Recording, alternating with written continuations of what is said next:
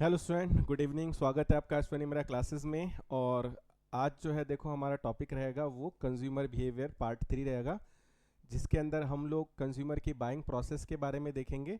Important रहती है, आता है क्वेश्चन, ज़्यादा कॉम्प्लेक्स नहीं, ईजी कर लेंगे हम उसको इजीली। और उसके बाद में हम जो भी इसके पॉसिबल मॉडल है, ध्यान रखना, उन मॉडल पर हम लोग डिस्कशन करेंगे। ठीक है, तो स्टार्ट करते हैं हम अपना सेशन। तो देखो, सबसे पहले कंज्यूमर के बाइंग प्रोसेस की अगर बात की जाए तो साफ लिखा हुआ है कि देखो, बाइंग प्रोसेस में अगर ये कंज्यूमर जो क्रय करता है किसी भी उत्पाद का, ध्यान रखना, तो उसमें काफ़ी सारे स्टेजेस होती है और वो काफ़ी सारे फैक्टर्स अफेक्टेड होता है। वो हम पढ़ ही चुके हैं कि साइकोलॉजिकल फैक्टर होते हैं, सोशल फैक्टर होते हैं, कल्चरल फैक्टर्स होते हैं, बहुत सारे कार्य के फैक्टर होते हैं जो कंज्यूमर के बाइंग प्रोसेस को, उसकी क्रय प्रक्रिया को प्रभावित करते हैं। बाइंग प्रोसेस में vary for individual and institutional buyers keeping in view the objective of proposed purchase. Of course अगर हम इंडिविजुअल की बात करें तो उसकी बाइंग प्रोसेस अलग होगा, इंस्टीट्यूशनल बायर की अगर बात की जाए तो उसका प्रोसेस अलग होगा, क्योंकि दोनों के प्रोडक्ट को खरीदने के जो ऑब्जेक्टिव उद्देश्य हैं देखो वो अलग अलग है इस कारण से। Nisha, good evening, very good evening. ठीक है, how are the various stages of buying process में बी डिस्क्राइब। लेकिन अब देखते हैं चार्ट के थ्रू। देखो, सबसे पहले हमने ये स्टेजेस ले ली हैं। ठीक है, ये स्टेजेस की अगर हम बात करें तो मेरा मानना क्या है कि कोई भी बाइंग प्रोसेस पर किस तरीके के क्वेश्चन आ सकते हैं। तो सबसे फर्स्ट चीज़ जो आपको ध्यान रखनी है वो एक तो इसको अरेंज करने का आता है। अरेंज करने में पता है क्या करता है, जैसे फर्स्ट ऑप्शन वो इसको दे देगा, सेकंड इसको दे देगा, थर्ड इसको दे देगा, फोर्थ इसको दे देगा और चार ऑप्शन बना देगा। ठीक है, वो फोर ऑप्शन बना देगा, 2 4 3 1 1 3 4 2, ऐसे चार ऑप्शन बना देगा और बोलेगा भैया इसको सही अरेंज करो। तो एक तो अपन को अरेंजमेंट पता होना चाहिए कि कौन सा स्टेप कब आएगा, उसके बाद कौन सा, उसके बाद कौन सा। दूसरा, ये पहली वैरायटी, ध्यान रखना, पहली वैरायटी मैंने क्या बताई, किस पर आएगी, अरेंजमेंट्स पर आएगी। किस पर आएगी, अरेंजमेंट्स के अरेंज करो भैया इनको, ठीक है, क्रम में। दूसरा ध्यान रखना, वो आपसे ये पूछ लेगा कि कंज्यूमर जो प्रोसेस होता है बाइंग प्रोसेस, उसका जो थर्ड स्टेप है वो कौन सा है। एक बड़ा फेमस क्वेश्चन है जो मैं एग्जाम में देखने को मिलता है। तो थर्ड स्टेप क्या है, जैसे हमारा इंटरेस्ट है फॉर एन एग्जाम्पल, तो हम बोलेंगे थर्ड स्टेप हमारा इंटरेस्ट होगा। तो एक इस तरीके का भी क्वेश्चन आता है कि आपसे पूछ लेगा भैया उपभोक्ता क्रय प्रक्रिया का चौथा चरण बताओ, कंज्यूमर बाइंग प्रोसेस का भैया फोर्थ स्टेप बताओ। तो पता होना चाहिए वैल्यूएशन ऑफ अल्टरनेटिव है इसका फोर्थ स्टेप। तो एक क्वेश्चन की वैरायटी ये आती है। ठीक है, पहला, दूसरा, तीसरा क्या करेगा वो आपको तीन स्टेप यहाँ से लिए, एक कोई और स्टेप डाल देगा इसके अंदर और पूछेगा भैया कौन सा स्टेप जो है वो नहीं है, मतलब आप कोई ऐसा ऑप्शन निकालो जो वॉइड ऑप्शन है, इन द सेंस जो इसमें लागू नहीं होता है। तो तीन यहाँ से ले लेगा, एक कहीं और से डाल देगा, पूछ लेगा भैया कौन सा पद या कौन सा चरण या कौन सा स्टेप ऐसा है जो कंज्यूमर बाइंग प्रोसेस का उपभोक्ता क्रय प्रक्रिया का भाग नहीं है, तो वो हमें पहचानना है। ठीक है, तो अब हम सबसे पहले स्टेप की बात करते हैं। देखो, हम कोई भी चीज़ कब खरीदते हैं, जब सबसे पहले हमें किसी चीज़ की नीड तो फील हो ना, नीड तो रिकॉग्निशन तो होना सबसे पहले। जैसे फॉर एग्जांपल सर्दियाँ हैं तो मुझे यार इंस्टीट्यूट जाने में सर्दी लगने लगी, तो मुझे लगा यार मुझे कोई जैकेट या स्वेटर पहनना पड़ेगा, ठंड बढ़ गई है, मुझे बुखार बुखार हो सकता है, बीमार हो सकता हूँ। तो सबसे पहले मुझे नीड नीड रिकॉग्नाइज हुई कि यार मुझे कोई स्वेटर परचेज करना है। फिर प्रोडक्ट अवेयरनेस, अब क्या होगा, मैं रास्ते में जाते वक्त देखूंगा कोई दुकान है क्या स्वेटर की, मुझे रास्ते में नहीं दिखी, मैं घर पे आऊँगा ऑनलाइन देखूंगा, मैं मान लो कोई फ्लिपकार्ट मिंत्रा अमेजोन पे जाकर चेक करूंगा, आसपास की दुकान पर चेक करूंगा, मतलब प्रोडक्ट को लेकर मैं अवेयरनेस।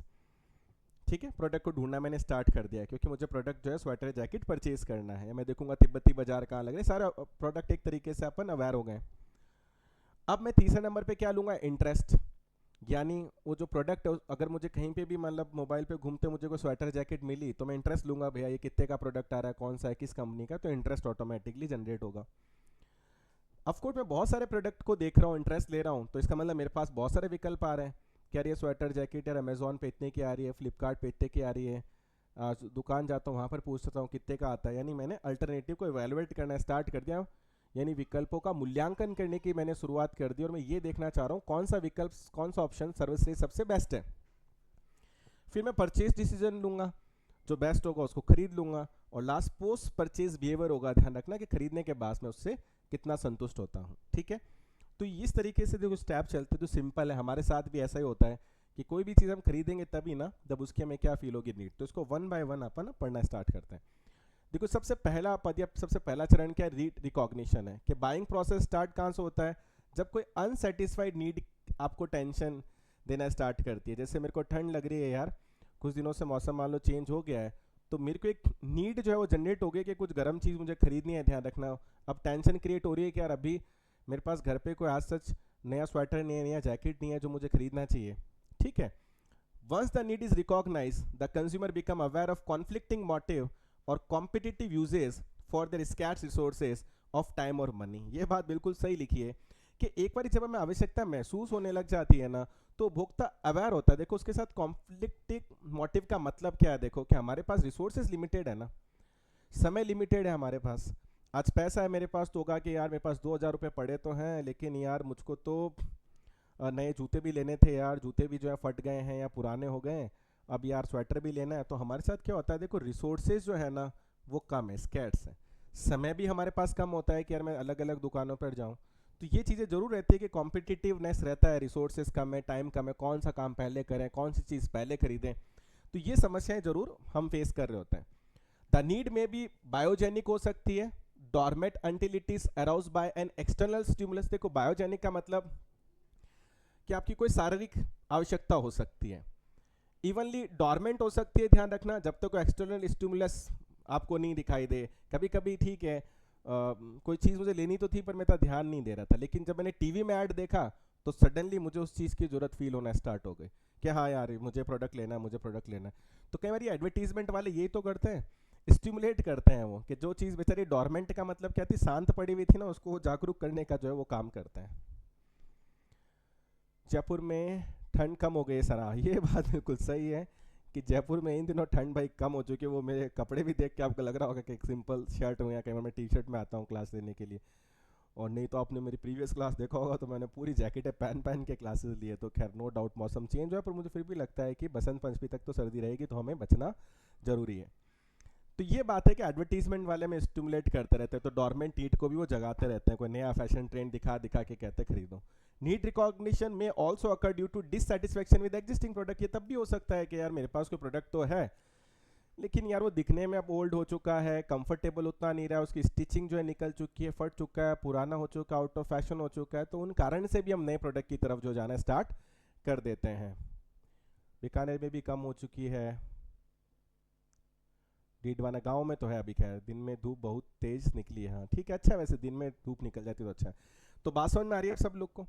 अब सेकंड नंबर पे क्या आ रहा है, देखो प्रोडक्ट अवेयरनेस की हम बात करेंगे कि अब हमें प्रोडक्ट को लेकर अवेयर होना है, जागरूक होना है, ठीक है।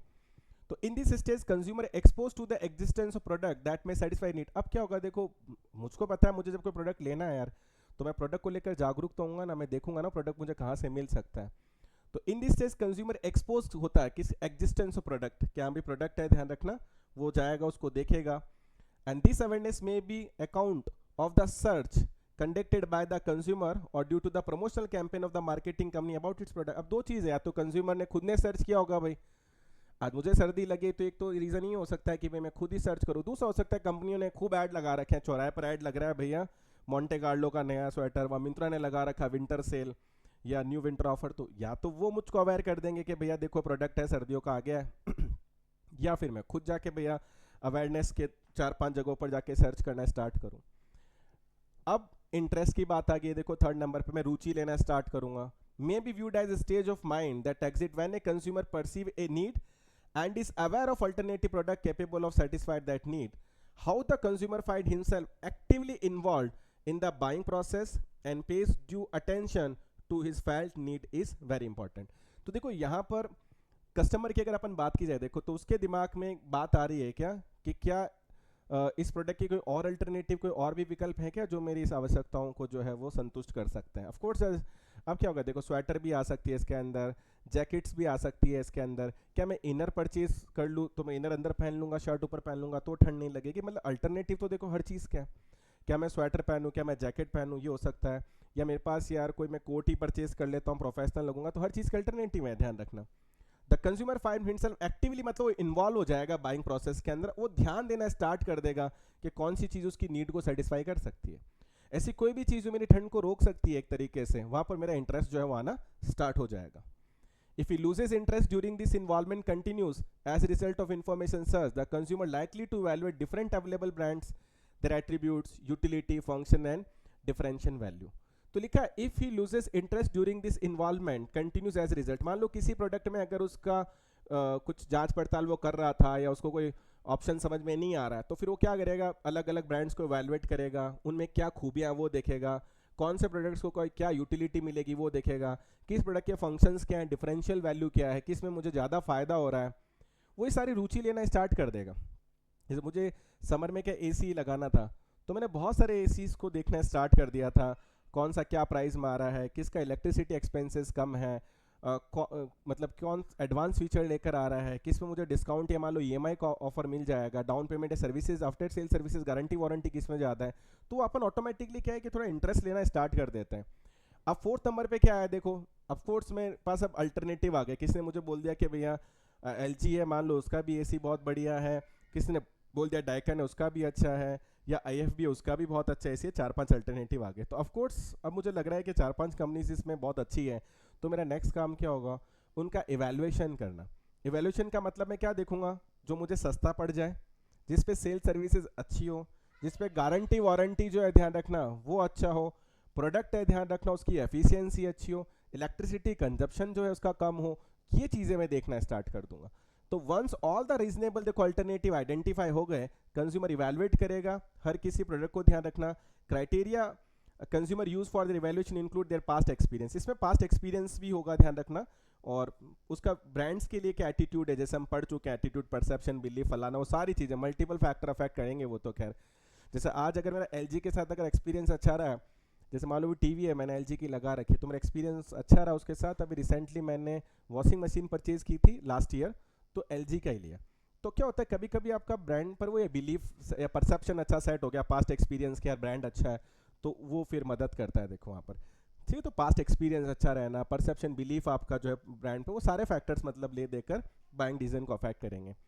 Consumer also is the opinion, अपन पढ़ चुके हैं, फैमिली मेंबर, वो तो फिर आप समझ रहे हो ना हमारे डिसीजन को अफेक्ट करने वाले, हमने आज इससे प्रीवियस क्लास में ही देखे हैं कि social factor, culture factor, personal factor, psychological factor, बहुत सारे फैक्टर्स होंगे जो परचेज करने के दौरान अफेक्ट होंगे। और जैसे इवैल्यूएशन हो गया ब्रांड, ध्यान रखना मेक ए डिसीजन इधर परचेज और रिजेक्ट, कि भाई खरीदना है नहीं खरीदना, इस निर्णय पर आप आ जाएंगे उस प्रोडक्ट के, ध्यान रखना, ठीक है। देन परचेज डिसीजन के कंज्यूमर ध्यान रखना फाइनली परचेज करेगा, purchase is consumer favourable pre disposition हो गया प्रोडक्ट के लिए, ये फाइनल स्टेज है जहां पर कंज्यूमर प्रोडक्ट को परचेज कर लेगा। It occurs as a trial. If the consumer is buying a product for the first time from the behavior viewpoint, it may be regarded as trial. जैसे अगर मान लो आज कंज्यूमर ने फर्स्ट टाइम अगर किसी को परचेज किया है, तो एक तरीके से उसका ट्रायल परचेज ही हुआ ना। अगर वो प्रोडक्ट उसको यू मान के चलो सेटिस्फाई कर देता है, तो फिर चांसेस बनते हैं कि वो उस प्रोडक्ट को रीपरचेज करेगा। जैसे आज मान लो कोई नया डिटर्जेंट आता है, तो हम घर पे उसको यूज़ करते हैं, यूज़ किया तो एक तरीके से ट्रायल दे रहा है, अगर उसकी क्वालिटी अच्छी आती है, वो कपड़े साफ धोता है, तो फिर नेक्स्ट टाइम हम उसको रीपरचेज करेंगे, रिपीट परचेज करना स्टार्ट कर देंगे। तो बात यहाँ लिखी है कि जब कंज्यूमर फर्स्ट टाइम किसी प्रोडक्ट को अगर परचेज कर रहा है, तो एक तरीके से वो ट्रायल कर रहा है, ध्यान रखना, ठीक है। And this trial enable him to gather, तो वो एक्सपीरियंस मिलेगा उस प्रोडक्ट के कारण से, पॉजिटिव देखो एक्सपीरियंस रहा, सेटिस्फेक्शन रहा, अगर रिपीट परचेज करेगा, और सेटिस्फाई नहीं रहा तो फिर वो दोबारा से अल्टरनेटिव ढूंढेगा।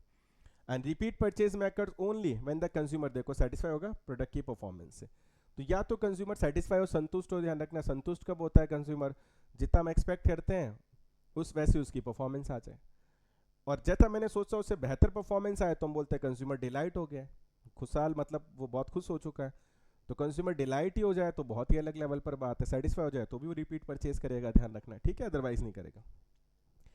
हाँ the possibility of trial purchase में नॉट भी अवेलेबल इन, पर लिखा है देखो ट्रायल परचेज हर जगह पर पॉसिबल नहीं है।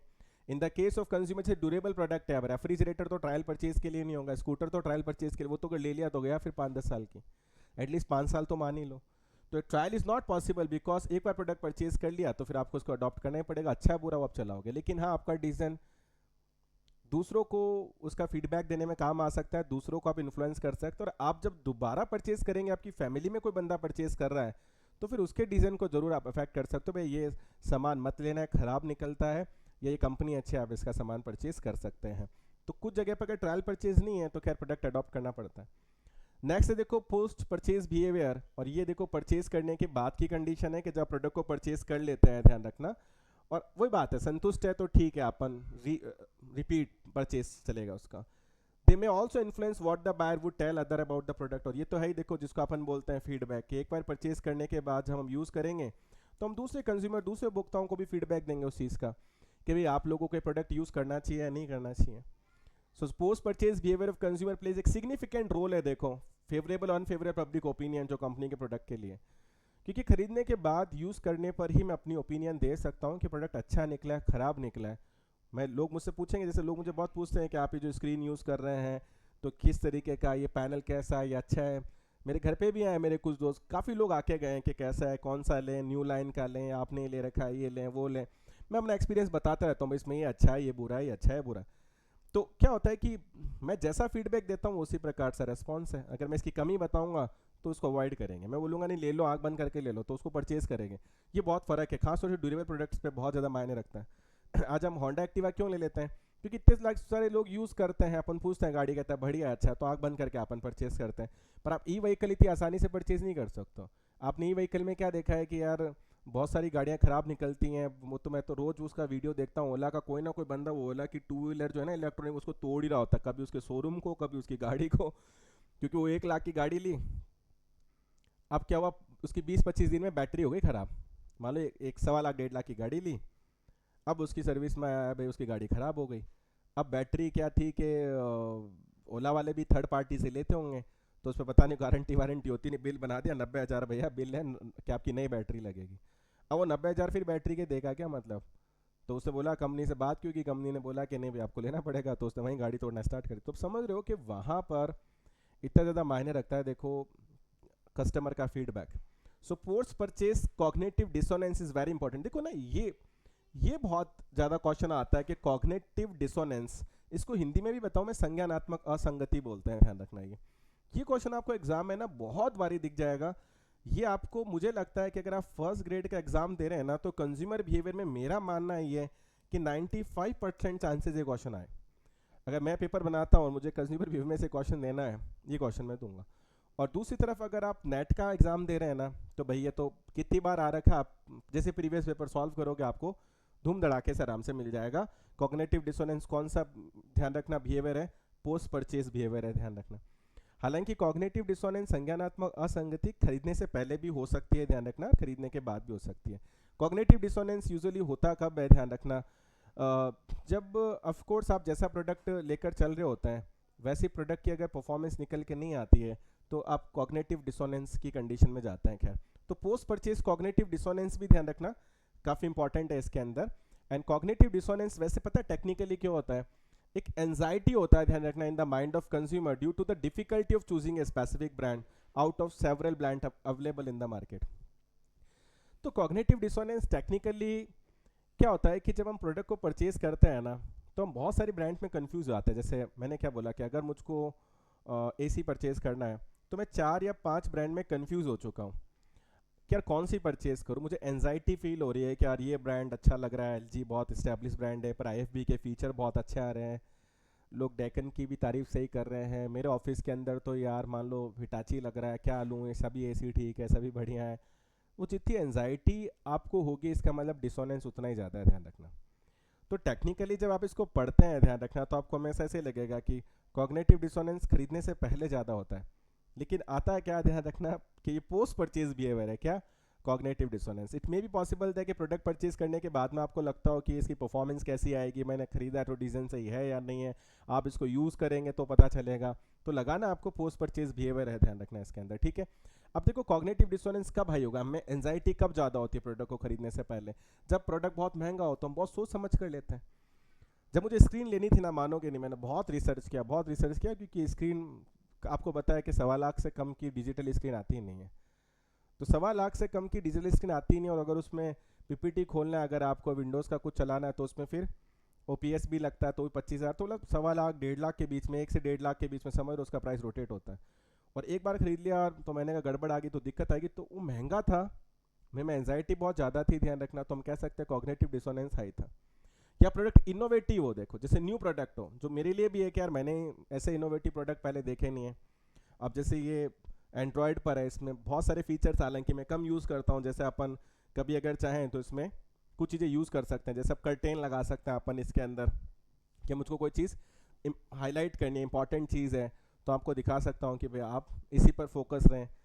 तो इस तरीके के फीचर्स, इसमें कुछ इनोवेटिव फीचर्स हैं जो मैं यूज़ कम करता हूँ, लेकिन बोर्ड में काफ़ी सारा फीचर होता है। खैर, जैसे स्पॉटलाइट का भी फीचर है इसके अंदर, कि अगर मुझे कोई चीज़ इंपॉर्टेंट दिखानी है फॉर एग्जाम्पल, तो इस तरीके से मैं उसको हाईलाइट भी कर सकता हूँ। ठीक है, तो ऐसे कई तरीके के फीचर्स हैं इसके अंदर। तो अब क्या होता है जब इनोवेशन है, वो तो खैर अब नए नए स्मार्ट बोर्ड आते हैं। खैर, अब इनोवेशन में मेरे को ठीक है, ये एआई बेस्ड भी है, अपन इसके अंदर और भी फीचर्स यूज़ कर सकते हैं। जैसे मुझे अगर कोई क्वेश्चन बनाना है, इसका समरी लेना है, तो बना देगा, कर देगा। तो खैर, नए प्रोडक्ट है, टेक्नोलॉजिकल एडवांसमेंट प्रोडक्ट है, तो एंजाइटी ज़्यादा होता है, ध्यान रखना। या फिर बहुत सारे ब्रांड्स हो, जैसे अब डीजल बोर्ड में क्या ब्रांड्स बहुत ज़्यादा आ गई हैं, तो फिर अपन को एंजाइटी ज़्यादा होती है कौन से ब्रांड में जाए। आपको भी होता है, मैं जब भी क्लोथ लेने जाती हूँ तो मुझे लगता है कि इसके जितने पैसे दिए हैं उतने का नहीं है। अब होता है, देखो क्या होता है कि आप जब कपड़े लेने के लिए जाते हैं तो मल्टीपल ब्रांड्स होती हैं, बहुत सारी दुकानें होती हैं, अलग अलग वेराइटीज़ होती हैं, अलग अलग प्राइस होता है, तो आप कंफ्यूज होते ही हो यार। और आजकल एक क्या है, अगर एक लड़की भी पता है एक सूट लेने के लिए जा रही है ना, तो आजकल 2000 से कम का तो ढंग का सूट ही नहीं आता। 2000 रुपये देखा जाए तो अभी भी स्मॉल अमाउंट तो नहीं है, देखो। तो जब आप 2000 रुपये कपड़े में खर्च कर रहे हो तो बड़ा तो अमाउंट है, तो एंजाइटी तो फील होगी। अब आप लगा के 2000 का कपड़ा ले लिया, सही नहीं निकला तो क्या होगा? या मैंने ऐसा कपड़ा ले लिया जो कि 1500 में आ रहा हो तो क्या होगा? या क्या इसी रेंज में इसे बेटर कुछ आ रहा हो तो क्या होगा? तो वो एंजाइटी ज़्यादा होती है, तो वो कॉग्निटिव डिसोनेंस की कंडीशन होती है, ध्यान रखना। जैसे ब्रांड्स में हम जब ज़्यादा ब्रांड्स होंगे तो फिर ज़्यादा एंजाइटी होगी कौन सा लें, ज़्यादा प्राइस का होगा तो घबराहट ज़्यादा होगी, इनोवेटिव प्रोडक्ट होगा तो खरीदने से पहले 4 बार सोचना पड़ेगा। या देखो, सिमिलर प्रोडक्ट बहुत ज़्यादा आ रहे हैं मार्केट के अंदर, बहुत सारी ब्रांड्स सेम टाइप का प्रोडक्ट। डिजिटल बोर्ड में ऐसा है कि लगभग सेम ही होता है, बहुत सारी ब्रांड्स होती है, तो आपको कन्फ्यूजन बहुत ज़्यादा होता है कि किसका लें या किसका नहीं लें। और if the consumer knowledge about the product which is to be purchase is nil, जैसे आपको प्रोडक्ट के बारे में ज़्यादा नॉलेज ही नहीं है तो और ज़्यादा दिक्कत होगी कि एक तो आप जानते ही नहीं हो जो प्रोडक्ट आप ले रहे हो, तो कोई नया प्रोडक्ट है जिसका नॉलेज नहीं है तो दिक्कत रहती है हमें। ठीक है, आज हम कोई, ठीक है, मैंने एक वॉशिंग मशीन, टीवी सब कुछ परचेज कर रखा है, उसी ब्रांड का परचेज कर रखा है जिसका मैं शोरूम गया हूँ, तो मुझे दिक्कत नहीं आएगी, मुझे पता है कि ये ब्रांड परचेज करना है। लेकिन कोई ऐसा प्रोडक्ट जिसको मैंने पहले यूज़ नहीं किया हो ना, और फिर वो महंगा भी हो, तो फिर दिक्कत आएगी कि यार इसको ले लिया और गड़बड़ी निकली, सूटेबल नहीं हुआ तो क्या होगा? अब मानेंगे नहीं कि आजकल कैफ़े में भी हर डिश बहुत महंगी होती है। कई बार होता है मैं किसी कैफ़े रेस्टोरेंट में गया, सोचा चलो आज कुछ नया मंगाते हैं, कुछ नया मंगा लिया, ट्राई करने के चक्कर में इतना बुरा जाता है वो ट्रायल, सारा का सारा इतना बुरा जाता है, पैसे भी खराब होते हैं, खाया भी नहीं जाता। तब मुझे लगता है कि जो बेसिक ऑर्डर है वो बेस्ट है। क्या लगता है, डोसा खाने के, चलो ट्राई करते हैं, जीनी डोसा मंगा लिया या फलाना डोसा मंगा लिया, मैसूर मंगा लिया, ये पता चलता है कि पैसे भी एक्स्ट्रा दे दिए उसके 100-150 रुपये और वो स्वाद भी नहीं आया। खैर, तो समझ रहे हैं कि इसलिए हमें बहुत दिक्कत आती है कि नए ऑप्शन पे जाने से पहले हमें थोड़ा लगता है कि वो वर्स्ट नहीं चला जाए। और लिखा है वैन द, कभी कभी ऐसा भी होता है कि अपना बाइंग डिसीजन जब बहुत ज़्यादा इंपॉर्टेंट हो, कि मैं जो प्रोडक्ट खरीदने वाला हूँ ना वो मेरा डिसीजन काफ़ी इंपॉर्टेंट है, क्रूशल है, वो गलत नहीं होना चाहिए, तो फिर एंजाइटी होती है, घबराहट होती है, और मेरे डिसीजन के कारण से कोई गड़बड़ी नहीं होनी चाहिए। तो फिर अपन थोड़ा सोच समझ कर लेते हैं, एंजाइटी ज़्यादा होती है। ठीक है, सस्ती चीज़ें ले ली, खराब निकली, कोई नहीं यार, दोबारा ले लेंगे। या कोई ऐसा डिसीजन लेना, कोई खास फर्क नहीं पड़ेगा, गलत भी निकल गया तो ठीक है, प्रोडक्ट के बारे में मुझे नॉलेज है, मैं तो यूज़ करता रहता हूँ, तो ठीक है, कोई दिक्कत नहीं है।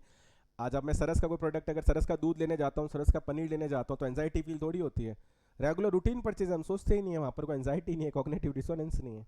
तो आप बात समझ पा रहे होंगे मेरी, ठीक है? तो ये बात आप लोगों को ध्यान रखनी है, ठीक है? कॉग्निटिव डिसोनेंस एक इंपॉर्टेंट है। सो मार्केटिंग फर्म देखो ट्राई करती है hard to relieve customer dissonance, otherwise they may unhappy in spite of buying a good product. In order to relieve from cognitive dissonance to its target customer, firm should provide maximum useful information about the product. तो लिखा है देखो, marketing company भी बहुत ज़्यादा कोशिश करती है कि कस्टमर को इस डिसोनेंस से वो रिलीव दे सके, otherwise they may be unhappy in spite of buying. जैसे मैंने प्रोडक्ट परचेज भी कर लिया ना, तो मेरे दिमाग में चलता है इतना महंगा ले तो लिया।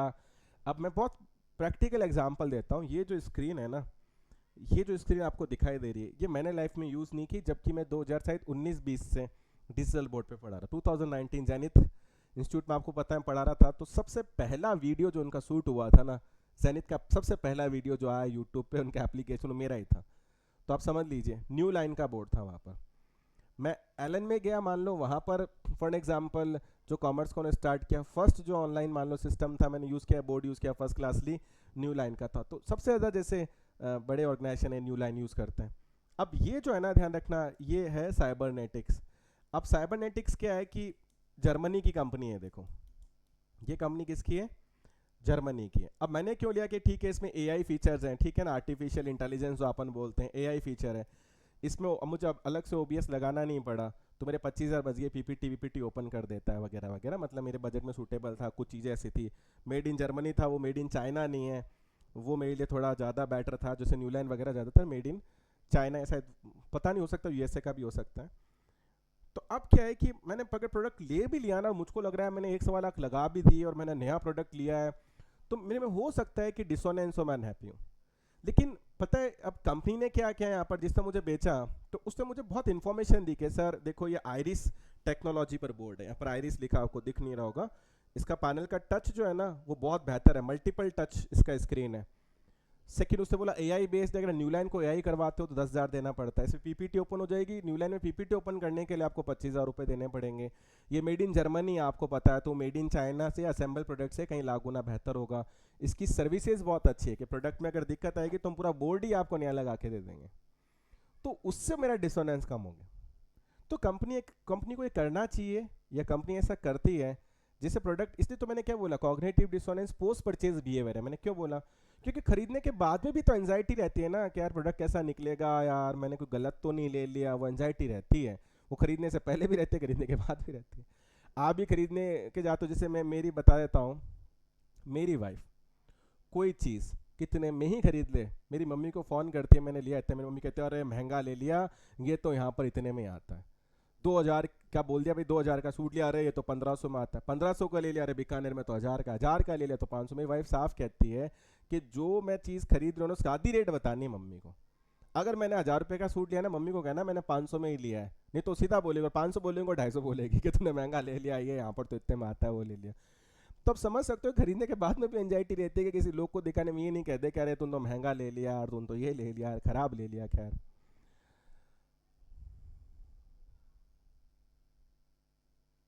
ठीक है, आप अजमेर एग्ज़ाम देने गए, वहाँ बोला रूम 2400 का है, हमने लास्ट में 1,400 का बोला तो उन्होंने बोला डन, तो मुझे लगा 1,000 बोलते तो देते हैं। बिल्कुल सही है, ये बिल्कुल सही बात है कि वो एंड में भी एंजाइटी रह जाती है कि यार ये 1,000 भी बोल देते हैं ना अगर, तो ज़्यादा नो डाउट बेटर होता है। कभी कभी खैर मेरे साथ भी ऐसा होता है कि मुझे लगता है कि अरे यार ये रेट अगर मैं ये बोल देता तो शायद एक्सेप्टेबल हो जाता।